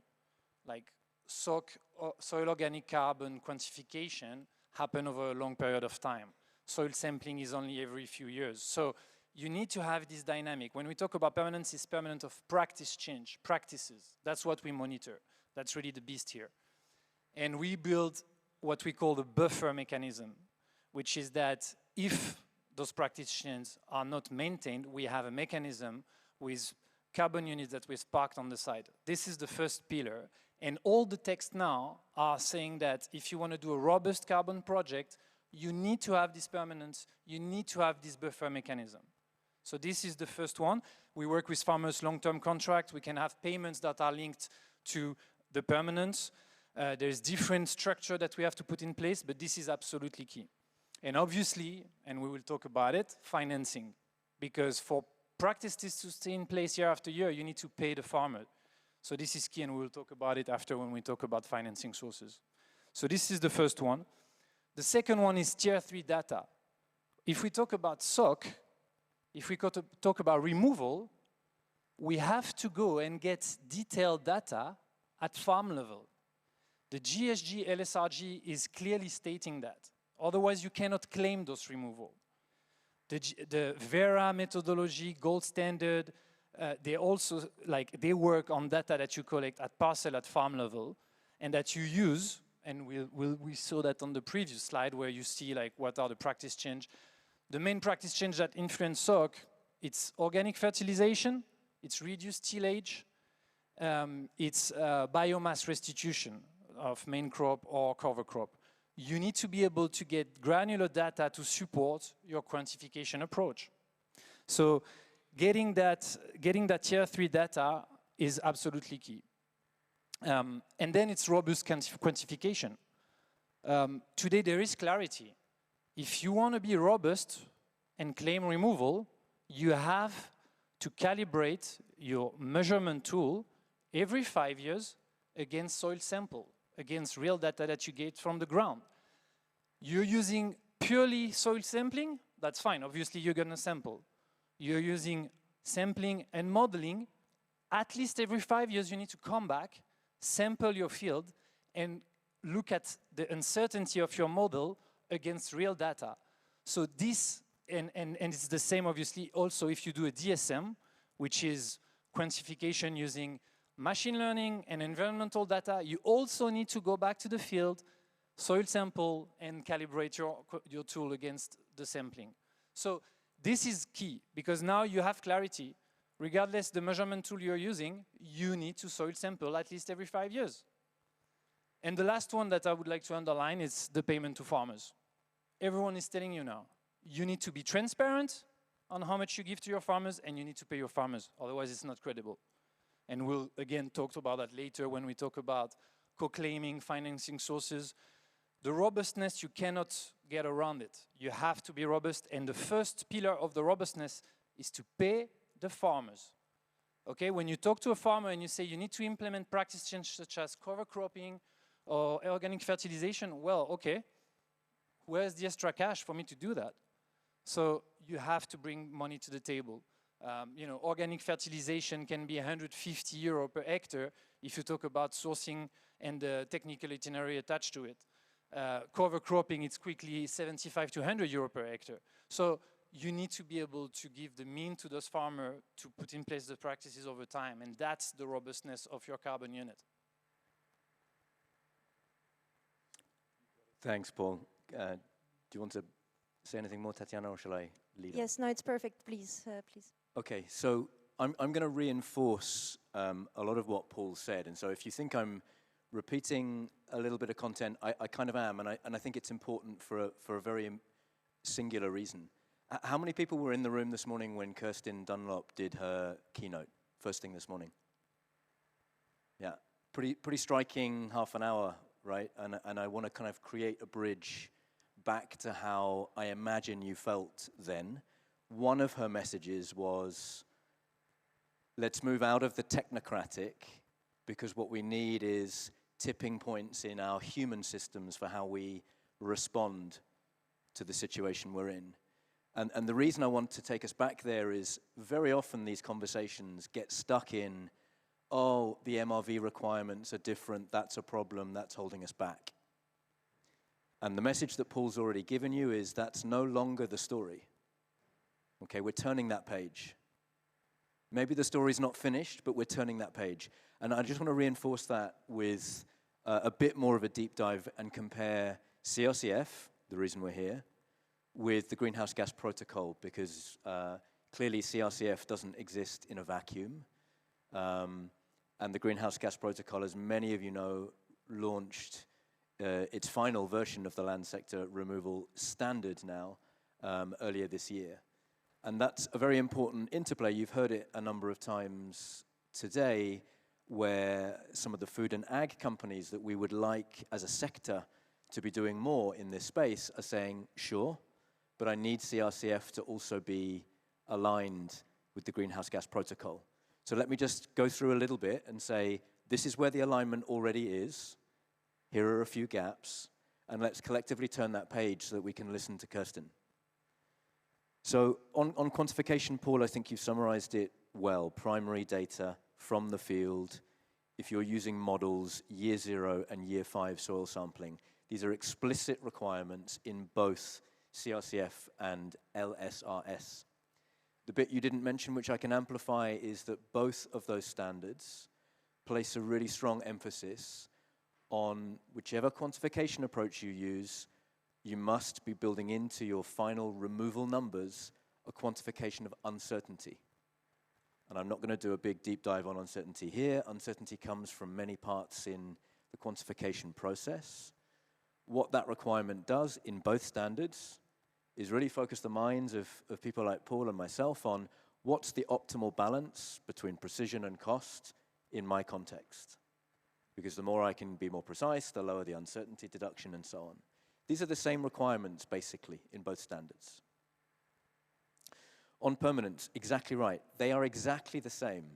And I want to call out that, yes, CRCF labels units that are generated with soil carbon as temporary. Yes. But what is the actual requirement from CRCF regarding monitoring? And how does that compare to LSRS? It's exactly the same. Ongoing monitoring. If you're monitoring and you have reason to believe the soil carbon is staying in the soil, it's a removal. As soon as you stop monitoring, in both standards, it's considered reversed. And obviously, if you monitor and you have reason to believe it's been reversed, it's reversed. But identical requirements. Let's not get distracted by this word temporary. Of course, that's true. If you stop monitoring, it's released. It's no longer permanent. That's what that word means. But I'm concerned that people are hearing that word temporary and thinking, oh, this is somehow a different approach to permanent. It's not. It's exactly what the Greenhouse Gas Protocol does.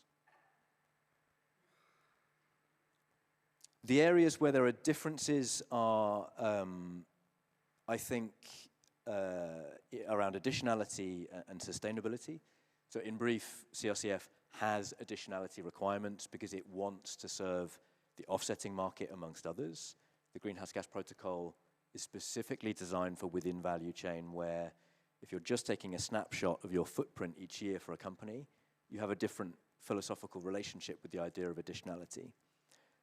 I've heard the DG Klima team now put on record that they recognize that the additionality requirements of CRCF don't fully map to a Scope 3 reality. It means you ultimately struggle to include the most pioneering early adopter farmers in CRCF.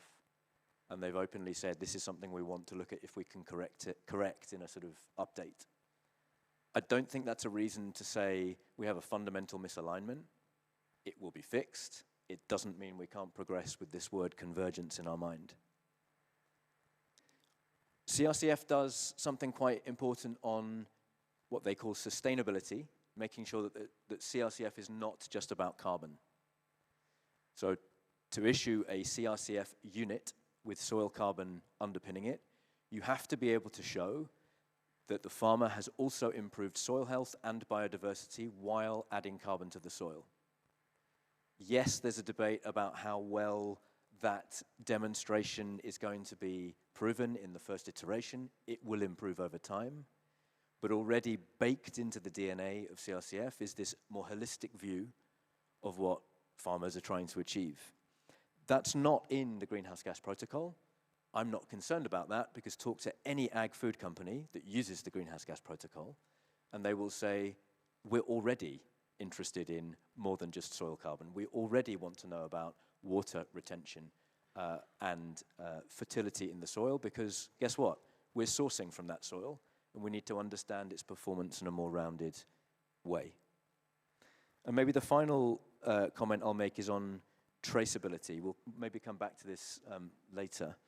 The Greenhouse Gas Protocol includes rules and requirements around traceability, so the connection between a reporting company and the farmer. Its recent standard release has clarified significantly how to make that work. More to do. CRCF doesn't have anything to say about that because its scope is farm level. And again, I've heard the Klima team say publicly on record, we know that if we want CRCF units to be used within a Scope 3 context, we need to provide some guidance or clarity on how to make that connection, whether it's just pointing to the Greenhouse Gas Protocol, who can say, but that's at least acknowledged.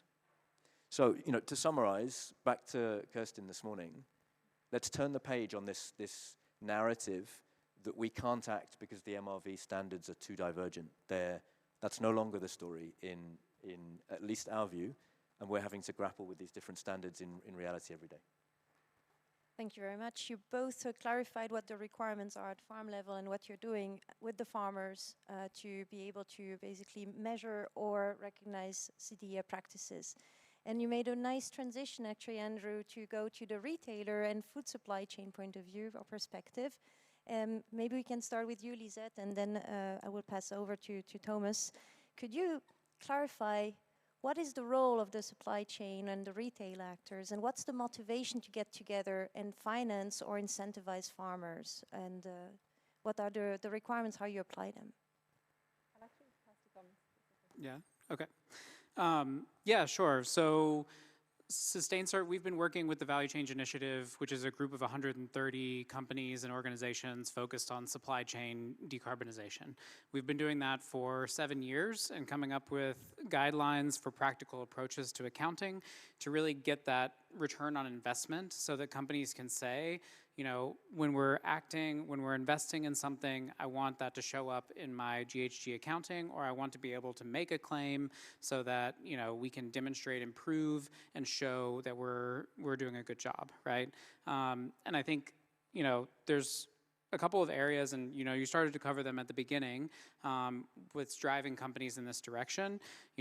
Obviously CSRD is one. That's one that I think that we've talked about enough about at this conference. I don't need to talk about it too much, but it's important to note that that's disclosure, right? What's required there is for companies to actually report their inventory. There's no requirement really, there's a requirement that they're submitting plans for action, right? But it's not the same as having a significant reduction plan.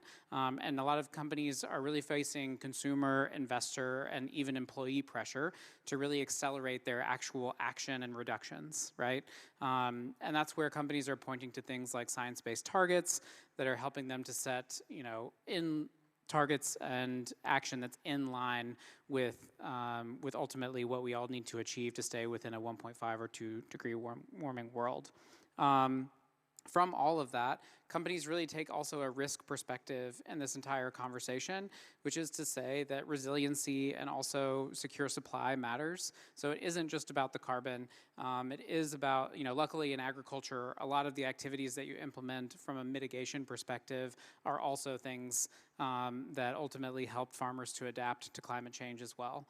So when it comes to companies, there's quite a few points of pressure on them because it namely is coming from disclosure, it's coming from consumers. Where we really see a lot of leading companies actually emerge is the food companies. So you see companies like Nestle, you see companies like Unilever and Danone and others that have been the most public and setting the most aggressive sort of targets for reduction, namely because they're probably the most visible in the space and carry the most risk associated with their business model. So from that perspective, they're really the ones that are also driving the conversation on how to reduce and where to reduce. When we talk about, a carbon market versus GHG inventory and how to drive reductions, the tools that companies have at hand are really procurement tools. So a lot of these companies, if you think about a big food company, they're buying a lot of food. That also means that their Scope 3 emissions are very large, and they include the entirety of the value chain that came before them.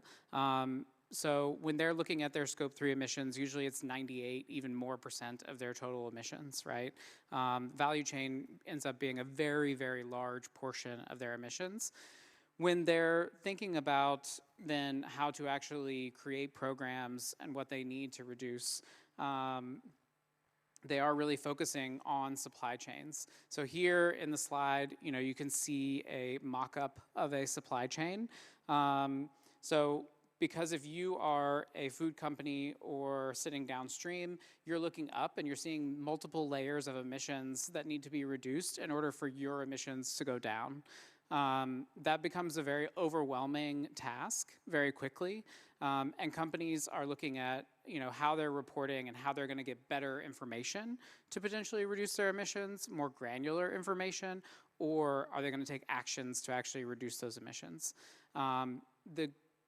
Really, that is a big challenge, but it also represents a huge opportunity. And I think that's what we've been exploring for the last couple of years. And this is what these guys are also talking about. When you have the data from the farm, you're actually reducing emissions. How do you actually share the emissions and the reductions and removals that you're achieving on farm with the entire supply chain? If it is that the reduction or removal happens on farm, and because of the way Scope 3 accounting functions, that every single tier of this supply chain, so the mid-product manufacturer, the end-product manufacturer, a wholesaler, and a retailer, it influences their emissions reporting all at the same time. It enables this idea of co-claiming, which is this idea that actually when we reduce once on the farm, we're actually reducing emissions for the entire value chain that sits downstream from them. And so suddenly it opens up these opportunities. So this is where the idea of co-claiming really comes into play, because it's potentially where the whole supply chain is acting together to really think about, okay, how can we all co-invest into farms that carry the largest source of our emissions to actually reduce and remove emissions? This can happen in a number of ways. Here we've highlighted vertical and horizontal co-claiming. So because it is a complex supply chain, the idea of this co-claiming is somewhat difficult to achieve, right? You need multiple tiers of the supply chain to actually line up and get involved and start to say that they'll actually put money on the table or they'll participate in action. We see this happening. We see a range of actors doing this. Just last week, a project that we've actually verified with Organic Valley, Lactalis, Stonyfield, and Amazon Grocery announced a co-claiming structure in dairy in the United States. So we do see these sort of vertical tiers of the supply chain actually start to line up and speak about investments that they're making to reduce emissions for Scope 3 for the entire supply chain. The other opportunity is that, well, farmers don't always produce the same thing every year, or maybe they produce several things within a growing season, and you may be the off-taker for only one of those crops, right? So horizontal co-claiming is another area that has been explored and people are talking about quite regularly, which is the idea of, if I'm buying the wheat, who's buying the barley that's coming off of this farm, and how can we actually co-invest? So it's not necessarily tiers that have to come together at that point, but it could be multiple supply chain partners that are looking at how they can share the benefits of those programs. This is a different representation than carbon credits, but the way that we actually see companies starting to actually act on this, so that's a lot of the why and sort of the what of what they're doing, but then how. So companies are lining it up with their procurement requests. They are asking suppliers in some of these programs to deliver them improved emission factors. They're also asking for product carbon footprints. They may ask for inset credits, and it may ask for carbon credits. And so there's multiple sort of instruments that companies are using at this stage. And what's good, and I think what's clearing, and the point that we want to try to build here is that while there are multiple instruments, ultimately what you need to collect on the farm is becoming very clear. So, even if it is an emission factor today or an inset tomorrow, it's still very similar in terms of what the rules are shaping up to be for accounting for removals and demonstrating those downstream. So we do start to see that alignment across the supply chain. And so, I think the 2 points that I wanted to make were really, what do we see companies doing? One, we see them disclosing and asking for better data. And then 2, we actually see them starting to drive change through their supply chain, and namely that's through procurement. And then I think, Lisette, you were going to add some detail on retailers as well. Yeah. Thanks, Thomas. Just going back to what Andrew said, it's really about narratives at this stage. It's about turning that page, as both you and Paul have said. And really for retailers and processors, greenhouse gas accounting is about moving in the right direction. It's about taking farmers and suppliers on that journey towards net zero. And as we've heard a lot today, carbon really is a proxy. Companies are seeing it more as a holistic thing that they need to address.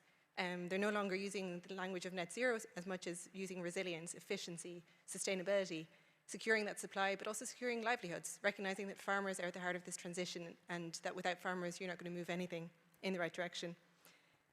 Retailers are really stepping up and taking the role. We don't often get to hear the retail perspective, and I've been privileged to do a lot of interviews in the last year with retailers.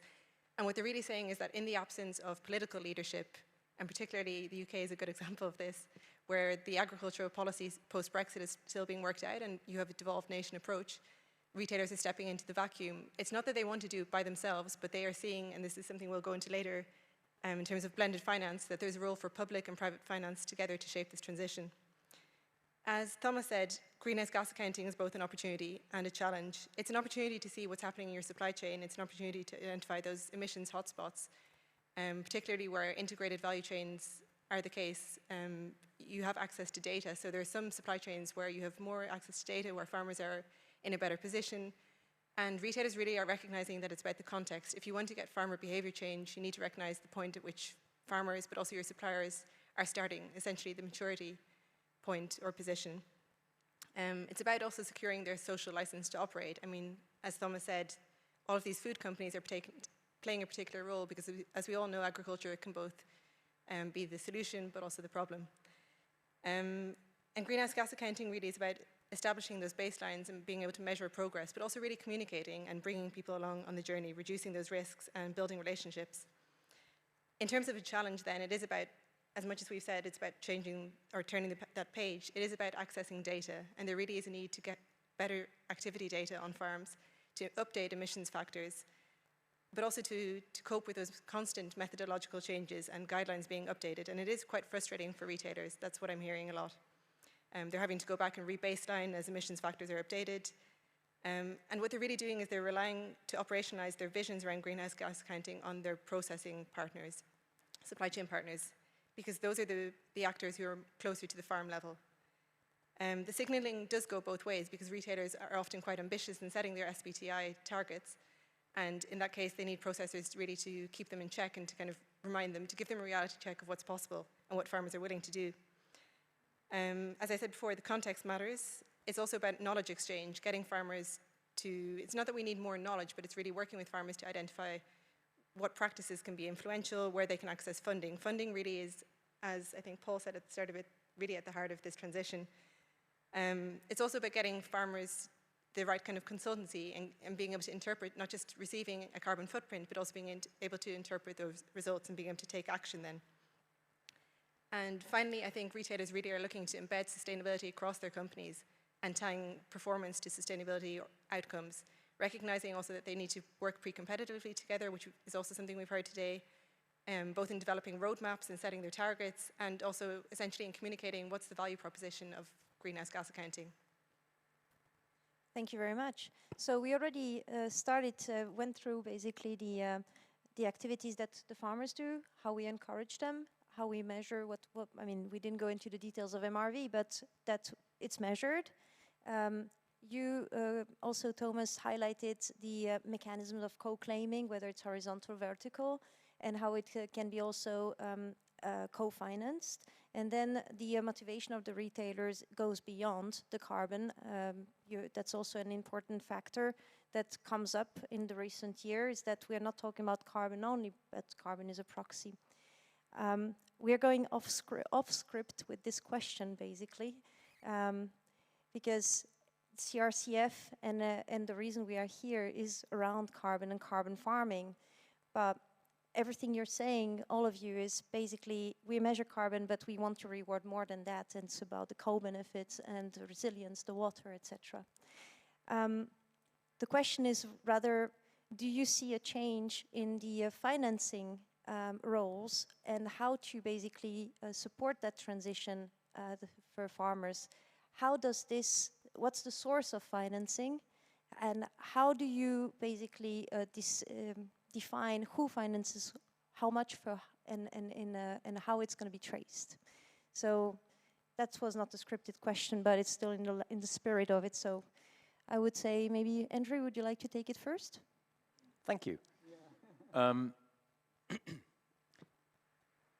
So I think there isn't one single source of financing or funding for this. That's the first point. And you know, we're gonna use this word financing and funding a lot, but actually what we should be talking about is the economics, because it's not just about giving away money, right? We need farmers' economics to be materially improved through this activity, but whoever's providing the finance or the funding for that, it needs to make economic sense for them as well if this is to be scalable. So let's challenge ourselves to sort of think in business case terms and economics case terms. So to answer your question, Tatiana, obviously the source of funding that Soil Capital knows best today is within the value chain, the food and beverage sector, which from our perspective has long been saying, we're not just interested in the carbon, we want to know how soil health, biodiversity, water impacts are affected alongside soil carbon and emissions. And so one way to look at that is it's a little bit of a market access topic. You know, if you want to unlock the economics and make them work for the food and beverage sector, you need to be able to quantify holistic benefits. Why? Because, Thomas, you mentioned this topic of security of supply and resilience. It's one of the motivations for that sector, and for a sustainability or a procurement team to be able to run the numbers on investing at farm level, they likely need to know more than just soil carbon to get closer to how is the resilience of this farm system or systems changing. I don't think we can end up at just a sort of market access level, because for many repetitions of this conference, there will be differences in approach to how we quantify these, let's say, beyond carbon benefits, and some will be more granular and less granular and so on, and will tell us more about the fundamental resilience of those farm systems. So I think, coming back to CRCF, what CRCF tries to do is set a framework, that's the word that's been used a lot, to allocate more funding, a premium, to better quantification of these beyond carbon benefits. There's a certain minimum threshold you have to meet to issue a unit, and then there's a voluntary, you know, add-on, which some will do and some won't because it's voluntary, and some will do in a really deep quantification way, and others will do using proxies.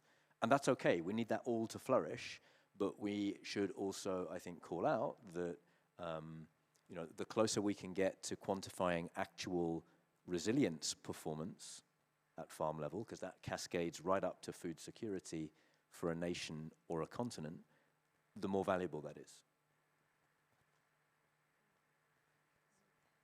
And how do you see the role of the CRCF in the transition across the supply chain in terms of financing, co-claiming the finances?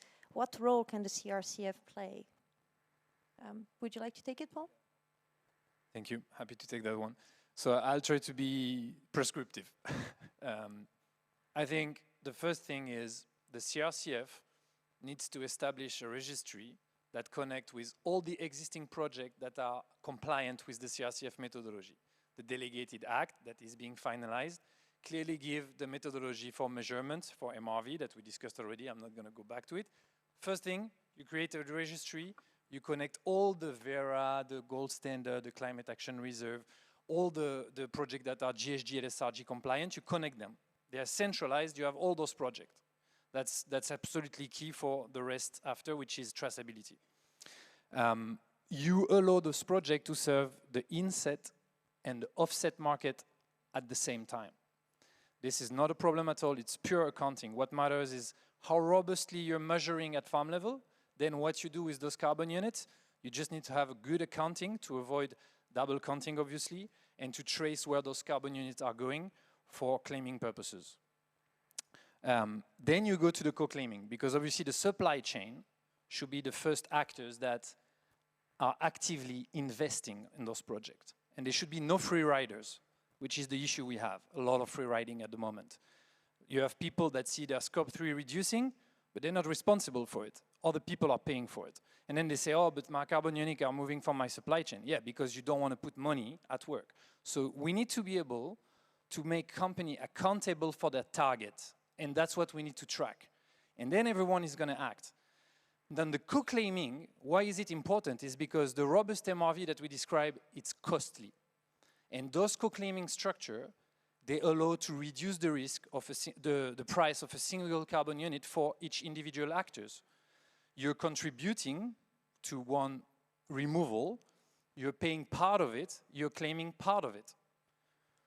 And if your scope reduces and you didn't pay for any of that, it's fine. You're going to take that into consideration in your GHG inventory, but you're not taking into account against your target. You're clearly disclosing that you're not participating to this scope 3 reduction. And if we have this mechanism in place, and the CRCF can create this mechanism, it's pure accounting. The tools are existing. It's just about, is there the will to really show who is paying for what? And the claims are traceable to each individual companies. And the CRCF has to do that. So I'll go back to what I say. The registry is all the projects that are compliant from a methodology standpoint. Co-claiming methodology clearly explained. Using SBTi, GHG, LSRG that are not going far enough. So you come as a CRCF, you use existing text, and you bring more clarity on how co-claiming can be structured. And you incentivize company to buy credits, and I say credits because everyone is scared about credits. This is just a term to talk about a carbon unit that has been robustly measured. You can call it certificate, you can call it unit, it's just a robust carbon unit. So you give company real incentive to buy those credits and use them in their scope 3 inventory. And everyone has to disclose how much money was put against their targets.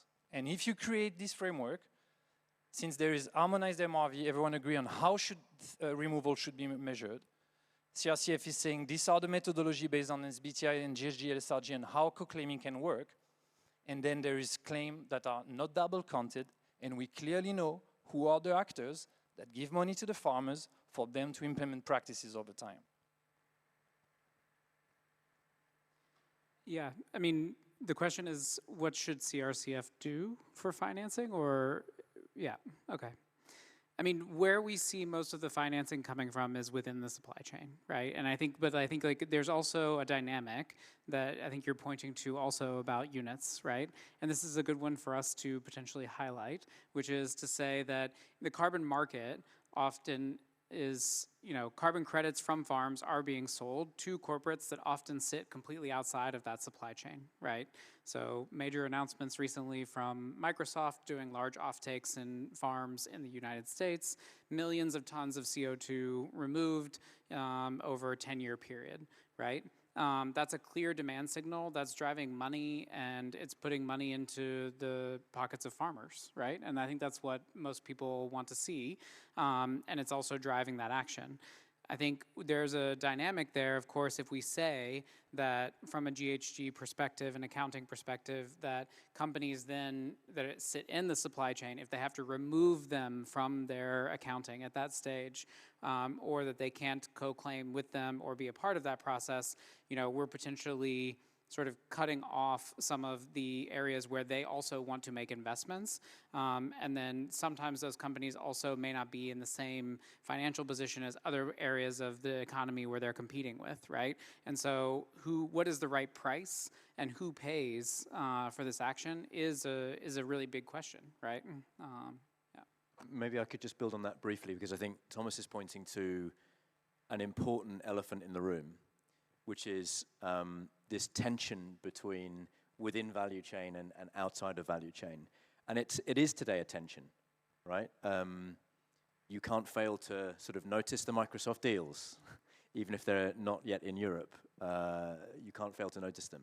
But talk to any ag food company, including those in the room right now, and you will very quickly surface deep anxiety and discomfort about the presence or even the possibility of actors outside the value chain being allowed to make a bid on the carbon that sits at the roots, the foundation of their value chain. Why?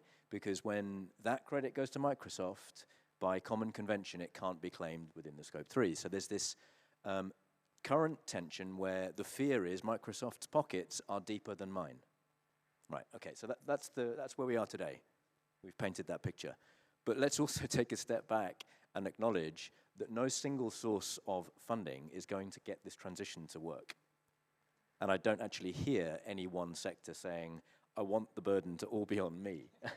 The opposite, right? Okay, so let's move forward and say, so how do we, again, I'm going back to Kirsten, how do we go to design thinking to achieve that curve of change to very rapidly, by design, solve this issue? And there are many things you could think of to solve this issue. You could have a first right of refusal, which is, I think, kind of what you were implying earlier, to the ag-food value chain. You could carve up any given rotation on a farm in a given year where you've got the major cash crops where the value chains are engaged, and you say, well, any units associated with those cash crops this year go to the value chain, and anything that's fallow or very specialized agronomic crops that the value chains are not yet engaged, that's where Microsoft et al. Can play. They're getting a lot of publicity today. Let's stop that. And you can go on. Sustainsa did a piece of work with us and with Cargill on how to deal with a situation where you've only got one value chain player willing to invest, but a whole rotation needs support. And how can you, in sensible carbon accounting terms, bridge the gap? None of these are perfect, but they're all ideas. So again, let's turn the page on. I'm in the food and beverage sector. I don't want to hear about outside of the value chain. And equally, if we're outside of the value chain, let's turn the page on.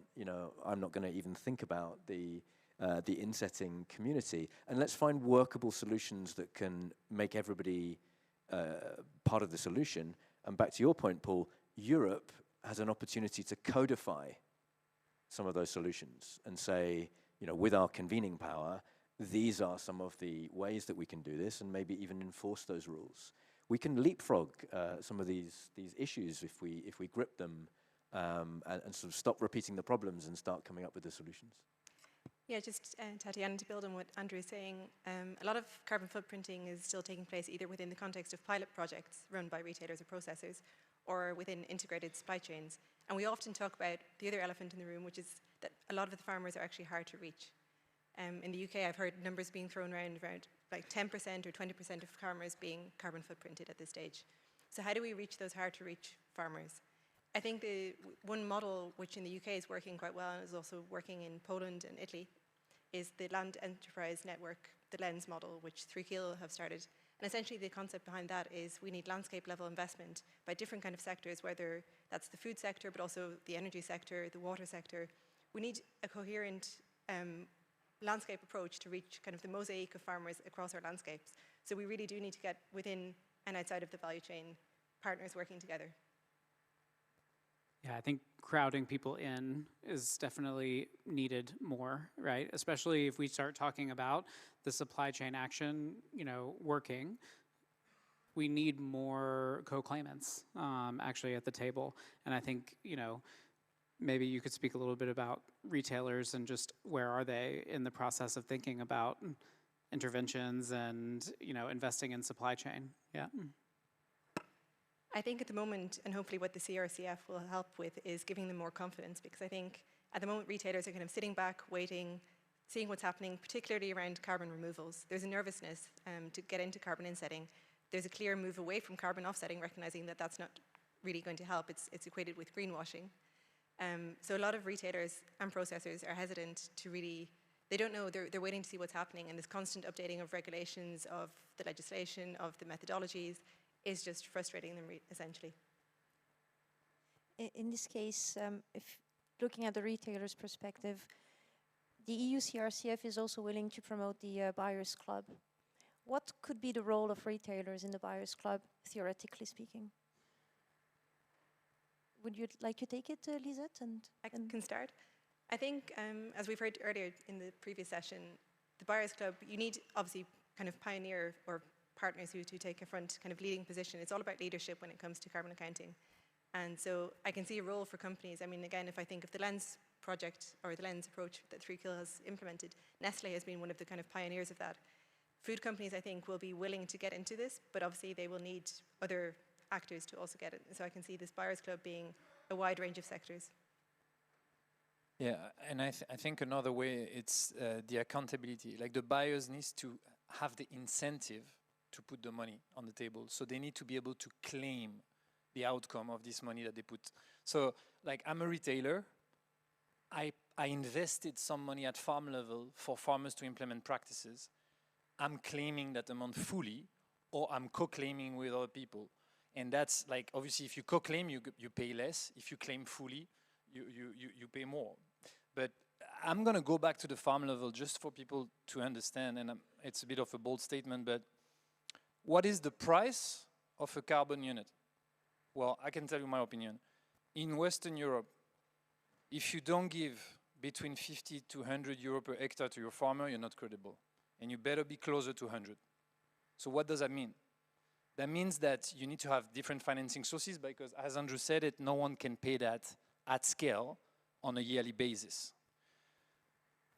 The larger your scale, the more you're going to reduce your MRV, the more the MRV cost, measurement, monitoring, etc., the more you're going to be able to give to your farmer.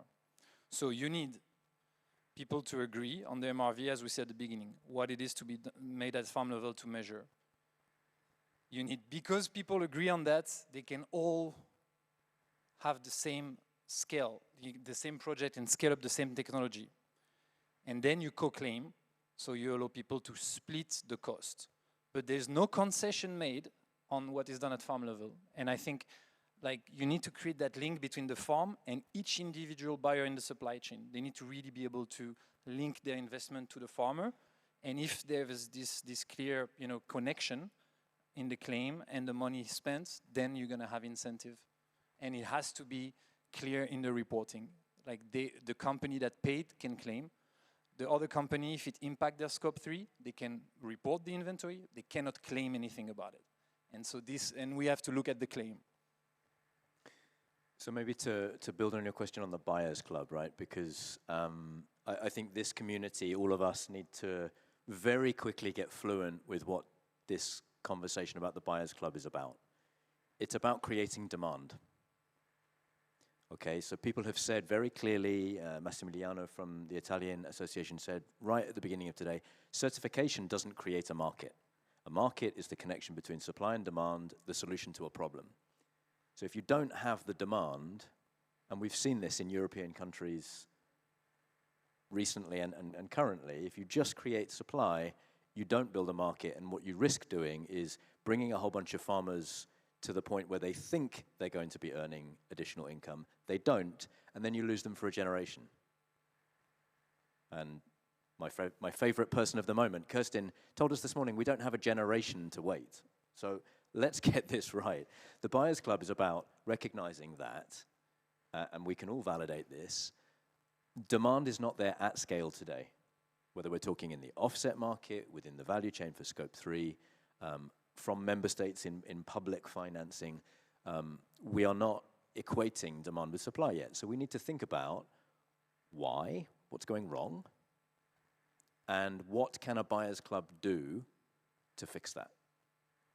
And the answer is going to be, I think, slightly different depending on what type of funder we're talking about. An offsetter, a value chain actor, even a member state. And I think those are the three that we need to keep in mind because we heard Christian earlier talking about, and Kurt, his boss, talking about their ambition to update the member states' national targets for land use emissions. That's code for bringing tighter targets to member state levels so that they have a reason to drive investment into farm level change. And so I think, Christian talked about 3 possible things that the Commission can do to address the demand side: convening, harmonization, and funding. and he did that in that order. And I think when we look at the reality within the value chain today, again, that's the source of funding I know best. You've got climate and nature targets, which act as a driver. And so, yes, we've got more disclosure requirements, but at the same time, they have been softened of late, right? Let's not beat around the bush with the omnibus review. So we don't have as much of a level playing field as we could have done in Europe around the disclosure against targets driver.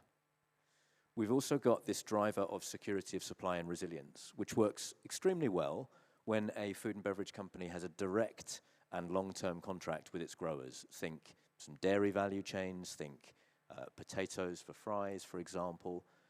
But when we're talking in a commodity context, so lots of the wheat, the oilseed rape, the sunflower that dominates European farming landscapes, the economic case for a food and beverage company to invest in a specific farmer because of security of supply is less clear, because they don't know if they're actually sourcing directly from that farmer at the end of the day.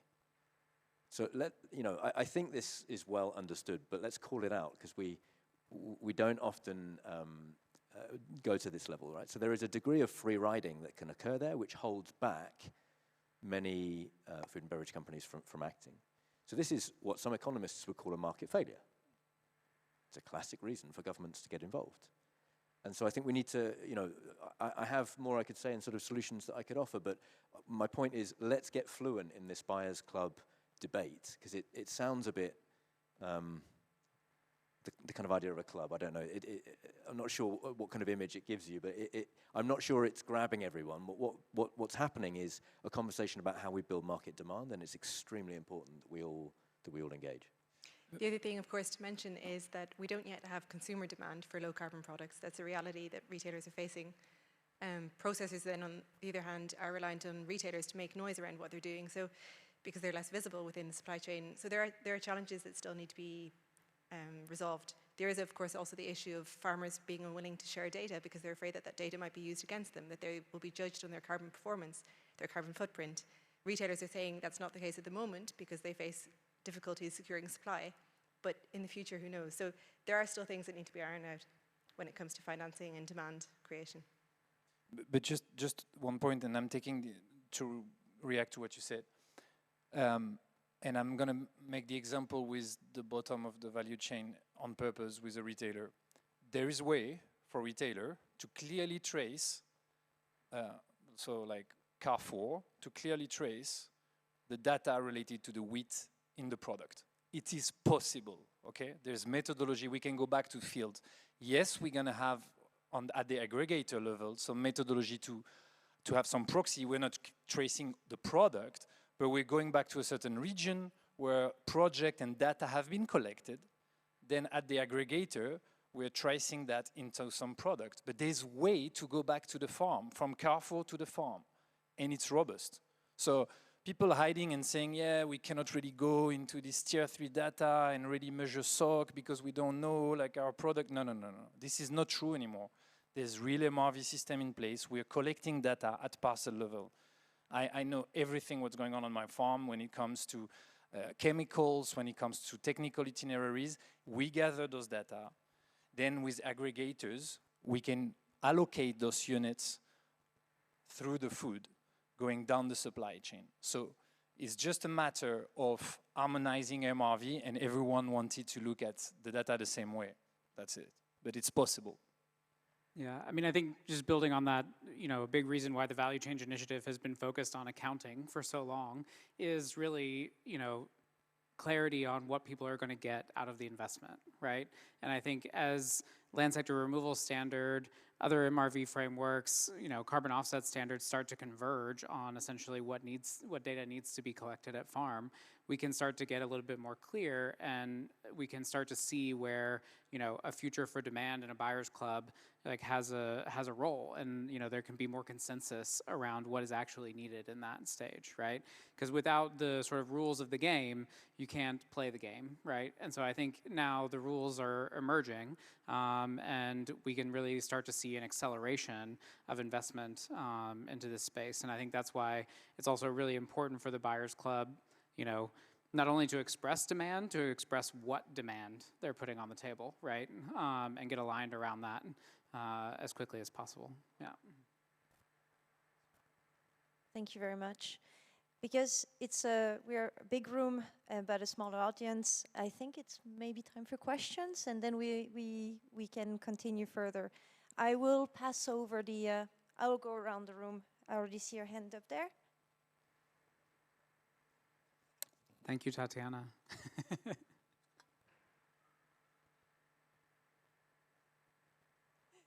you. If you can state your name and your question. Hello everyone, my name is Ricardo Beck. I'm from Nazoya Projects in Spain. My question is, I've heard many things related to a possibility of member states to get involved in that and the Buyers Club. There is something in the regulation that bugs me, and I would like to see how the panel reacts, is that the Article 1, number 2 from the CRCF regulation says, the regulation aims to support the achievement of the Union objectives under the Paris Agreement. Accordingly, all carbon removals and soil emission reductions generated under this regulation shall contribute to the achievement of the Union's NDC. So how does this fit with the conversation? Is that a co-claiming?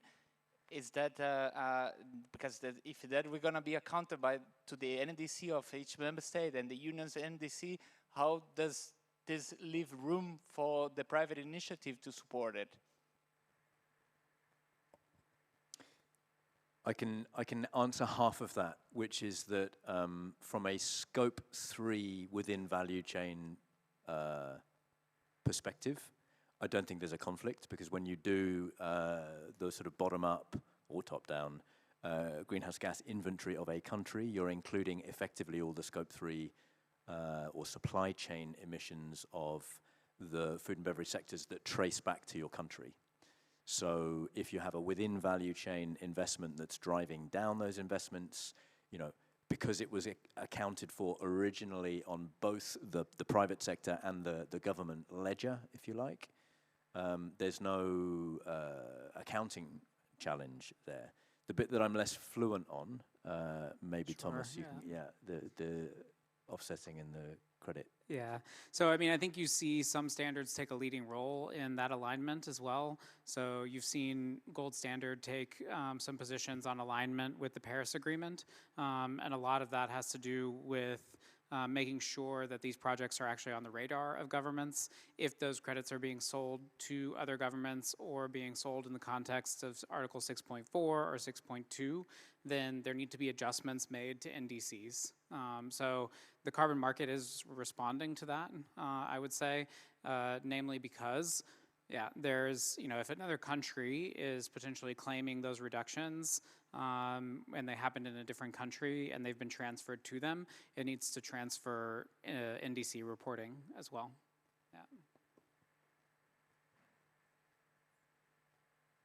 Hello, I'm Marlene from Carbon Market Watch. Thank you very much for the panel. It's been very interesting to listen to you. So before I ask my question, I actually just want to make a few small remarks. The first one being on the CRCF and the fact that every 5 years it requires this resampling for model verification. Yes, that's true, but after that there is a sentence that says that alternatively any available data from regional or national monitoring networks with similar density of sampling points may be used for model verification. So this is a weaker standard than what we see in the land sector removals guidance, and it is introducing this flexibility. I also want to just give a word of warning on offsetting. As Hugh was mentioning before in the plenary, there are limits to temporary credits. I mean, you really can't cheat the atmosphere. Temporary removals are not the same as permanent emissions. And as the European Scientific Advisory Board for Climate Change mentioned in their recent report, if you use temporary removals to offset permanent emissions, then you are introducing a future liability. And this liability will not necessarily be safeguarded against because you sometimes have instances of insolvency. And this is something that the VCM truly struggles with and hasn't actually found a response to. But aside from that, now I just want to ask this question because it's something that I'm trying to understand myself. When it comes, we're talking about alignment and convergence. And I just want to understand how it works, because when you're in a crediting system, you're doing consequential accounting, right? It requires an intervention. It's against a baseline. And then when you talk about company inventories, it's attributional accounting. And so I just want to understand a bit better how this alignment would work given the discrepancies in accounting systems. Thank you. Yeah, sure. I'm happy to start. I think on CRCF, I'm not going to comment on that. I mean, yeah, it's an emerging document, right? The permanence question. On accounting for consequential versus inventory, the way that you can think about that ultimately is when you're setting a baseline and you're actually creating a project scenario, quite often the project scenario is what just is today, which is essentially very similar to what you would report in an inventory perspective. So actually the crediting mechanism, or essentially even understanding the absolute tons of reductions and removals against usually a referential baseline, right, or a base year, it could be even. You could be tracking from year to year, and that could set up consequential accounting. But ultimately, what you need to report is the new project year in the inventory. And so whatever change has occurred is the new emission level that you need to report. So essentially, you're just reporting reality, right? But if it's useful in some contexts for companies, so what we see often in this co-claiming structure is very difficult to get a group of companies around the table to have a conversation on how do you invest in reductions in supply chain. Say that you sit downstream at a retailer and that's a cracker that sits in a box, and say you're a trader and that's actual wheat grain that you're trading, right? The impact of on-farm reduction and removal is going to be quite different, and you need to have attributed the emissions into each of the potential products that wheat went into. And then ultimately, that's what the downstream player can claim. And the only reason that I'm sort of bringing that to the table is because it's important to understand in the context of sort of consequential versus other accounting. Because if you're the downstream company looking at wheat, it can look like basically, okay, we reduced 100 tons on farm, but what that actually means per box of wheat looks very different. Box of crackers looks very different than that. And so often it's very useful for companies to actually gather around the table with an idea of, okay, we're actually investing in a certain amount of reductions and removals together, and then we'll figure out how actually that influences our accounting for the particular products that we offtake from those farms. If you try to organize financing between all of those players based on the actual product influence that it will have for them, it becomes relative numbers that are very difficult for people to get around the table on. So I think having that is an important aspect. It's often a useful tool for people to do it, but often in Scope 3 programs, it's not necessarily the point, right? Really, it's more of a referential understanding of how much impact is this program having versus what they're actually going to use for accounting. Yeah, I'll just add a bit to that. So I put out this slide just with the graph. I mean, you guys are probably familiar with those, but so when we're talking about intervention accounting, that's the graph. So as you said, there's a dynamic baseline. So that's the graph that you see on the bottom left. So if you're talking about farmer, it can be destocking, and that's the curve that goes down. And then with your project, you're stocking. And the credit is the spread between the two, right? But you can have at the middle a flat line, which is your baseline year. So part of this credit is actually a GHG inventory. So you can come and look at this spread and say, well, actually some of that is a GHG inventory. And the bit that is linked to the dynamic baseline can be sold on the credit. So there's a way to segment that. It's just pure accounting. You can sell everything as credit, or you can say, okay, the portion that consider baseline flat, it's like my baseline year, I sell that in the GHG inventory.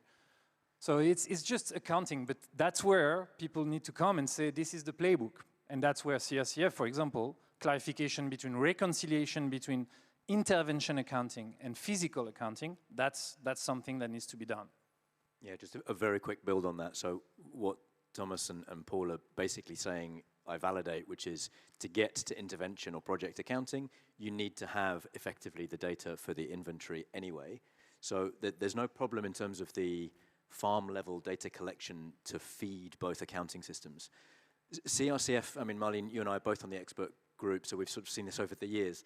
CRCF has been drafted for one reason and another with an intervention accounting frame in mind. And so you could be forgiven for thinking, CRCF doesn't work in a Scope 3 inventory accounting context. I don't think that's true. I think you have all the data you need through the CRCF methodology. In fact, technically, it's on what's called the certificate of compliance. So you get the information on the right to feed a corporate inventory.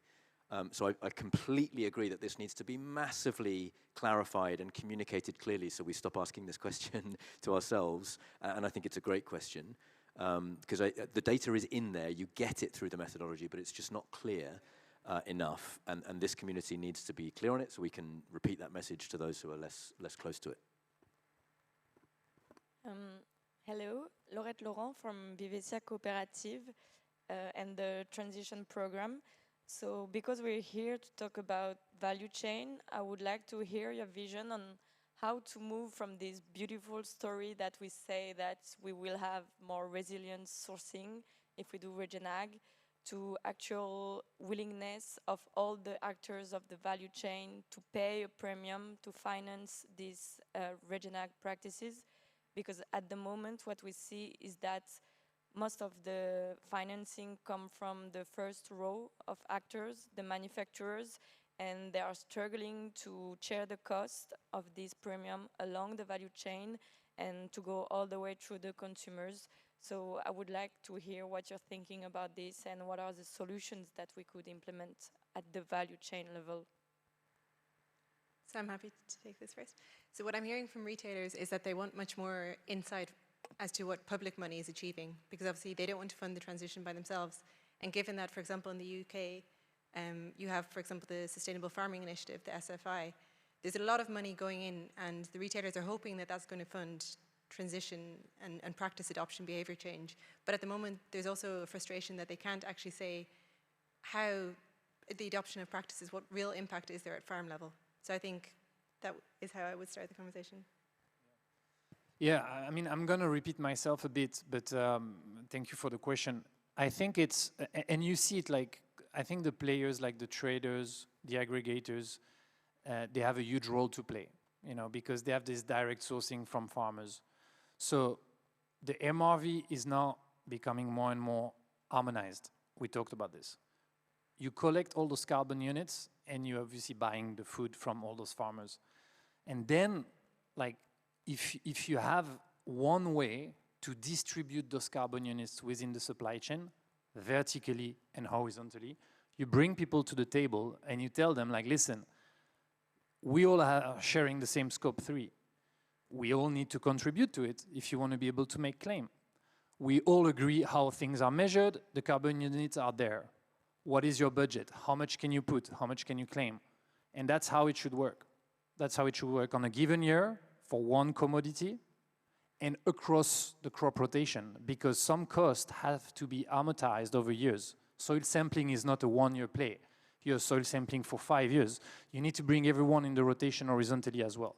So to go back to your question, I think really the aggregators, you know, that are sourcing from farmers, the traders, they have a huge role to play in engaging with farmers and making sure that the project, the carbon farming project are properly implemented, and then bringing down all the actors that are down in the supply chain, and talking also to the other people buying on the same field they're buying. They need to identify who is buying in the rotation, because you co-invest in the rotation with those players. So it's at the end all about communication and clear accounting, and making sure that we see who is acting, who is not. And that's the claim. Yeah, I mean, I would reinforce that. I mean, I was in your session earlier today, actually. I was quite impressed with the number of entities that you all have in the program you all are running. So I do think you know, going step by step as you all have built it. You know, you started somewhere, you're aligning the accounting, you're getting verified, you're demonstrating results to a group of partners, and then there are more that are showing up to that table, right? And I think that that's really the progress that we see, and that's kind of the journey that we see for most successful programs. Yeah. Thank you very much. We'll take a last question. It will be short, and then we are going to run out of time. So here, the last one, if you can introduce yourself. Kellyanne Ross, an independent working out of Switzerland, part of the OGCR project. So my question is about the use of emission factors as a metric to track carbon performance. Do you believe that this is the best indicator? It's a bit at odds, for example, at tracking how much soil carbon is being built, especially when yields drop. So it's essentially an efficiency indicator. So I'd like to hear if you have any closing comments, I guess, on that.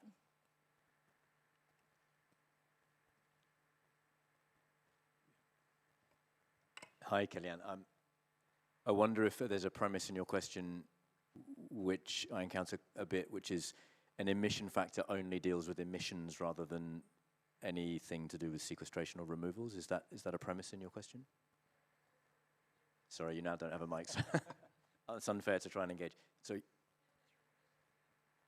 right. So, yeah, if you're only dealing with greenhouse gas emissions, so sort of on an arable system, that's basically your fertilizer use, to simplify. Your question is that a good indicator of sort of the soil health and the broader system of the carbon reductions? Yeah. Well, I suppose I fall at the first hurdle there, which is when we use the term emission factors, because we've always been looking at greenhouse gas emissions and soil carbon sequestration holistically, albeit reporting them separately because you need to. We use that term emission factors to refer to both emissions and soil carbon sequestration. And when you talk about soil carbon, I'm much more comfortable with that as a proxy for the broader farm system health, with the caveat of what I said earlier that, you know, really we should all be quantifying more directly biodiversity and water impacts as well, which we do. I think my answer to the question is, if we expand the definition of emission factors to include soil carbon, yes, I'm comfortable with that as a proxy. I recognize and hear that that's not how everybody uses the term. And yes, I would be worried about only basically looking at fertilizer efficiency as an indicator for broader system health. Yeah, just to add, I think, sorry. I think soil organic carbon is the good proxy. If you're destocking, you're emitting, right? So at the end, we look at practice change. Each practice change often has an emission factor or reduction of emission and has an influence also on soil organic carbon storage, okay? So you measure all of that, but at the end, I think I agree with you, like soil organic carbon, good proxy for water infiltration, for biodiversity, for all of that. But yeah, I wasn't sure because we didn't hear the whole question, but yes, I think I'm very confident soil organic carbon is the right proxy, and removal and clarity around removal arrive now. They were not there before, and that should be the thing that we track on carbon farming, honestly. I mean, overall, it's what most companies are using to report their emissions, right? Is it the best metric for reporting farm health and soil health? Probably not. Yeah, but you know, it's a carbon accounting system, right? I mean, overall, your yield could be completely wiped out by a weather event that would send your emission factor sky high, right? So there's all sorts of other things when it comes to emission factors, and that's why a lot of people do turn to project accounting, because in a certain sense, it can actually stabilize for some of those other distorting effects, right? So that's a challenge in procurement too. If you're looking for it to hit a number, you know, it's not necessarily taking into account some of the things that may have happened in that system in that year. You know, if there was a major drought or a flood or something like that, it's going to dramatically influence the emission factor of that year, right? So you're going to see more volatility in an emission factor than you would in other things. I think, just to build on what Thomas is saying, systems thinking principles are coming more and more into how retailers and processors are approaching this whole issue. And I think they are thinking more holistically. And yeah, carbon is a proxy. There are a lot of proxies, but it's just about getting people moving on this journey towards sustainability. And this would be the conclusion of today. Thank you very much. So carbon is a proxy, and there's a co-claiming system to put in place. We need the transition is started at farm level. The farmers are ready to start. There's a lot of clarity on the MRV systems. Now we need to get the demand side together and be able to finance much better that transition. So thank you very much to our panelists and to your questions. And I was told also that we have a networking event that follows just now after this when you get out. So please don't leave the premises. There's going to be the posters and everything else. So thank you again and wish you a nice evening. Thank you, Tatiana.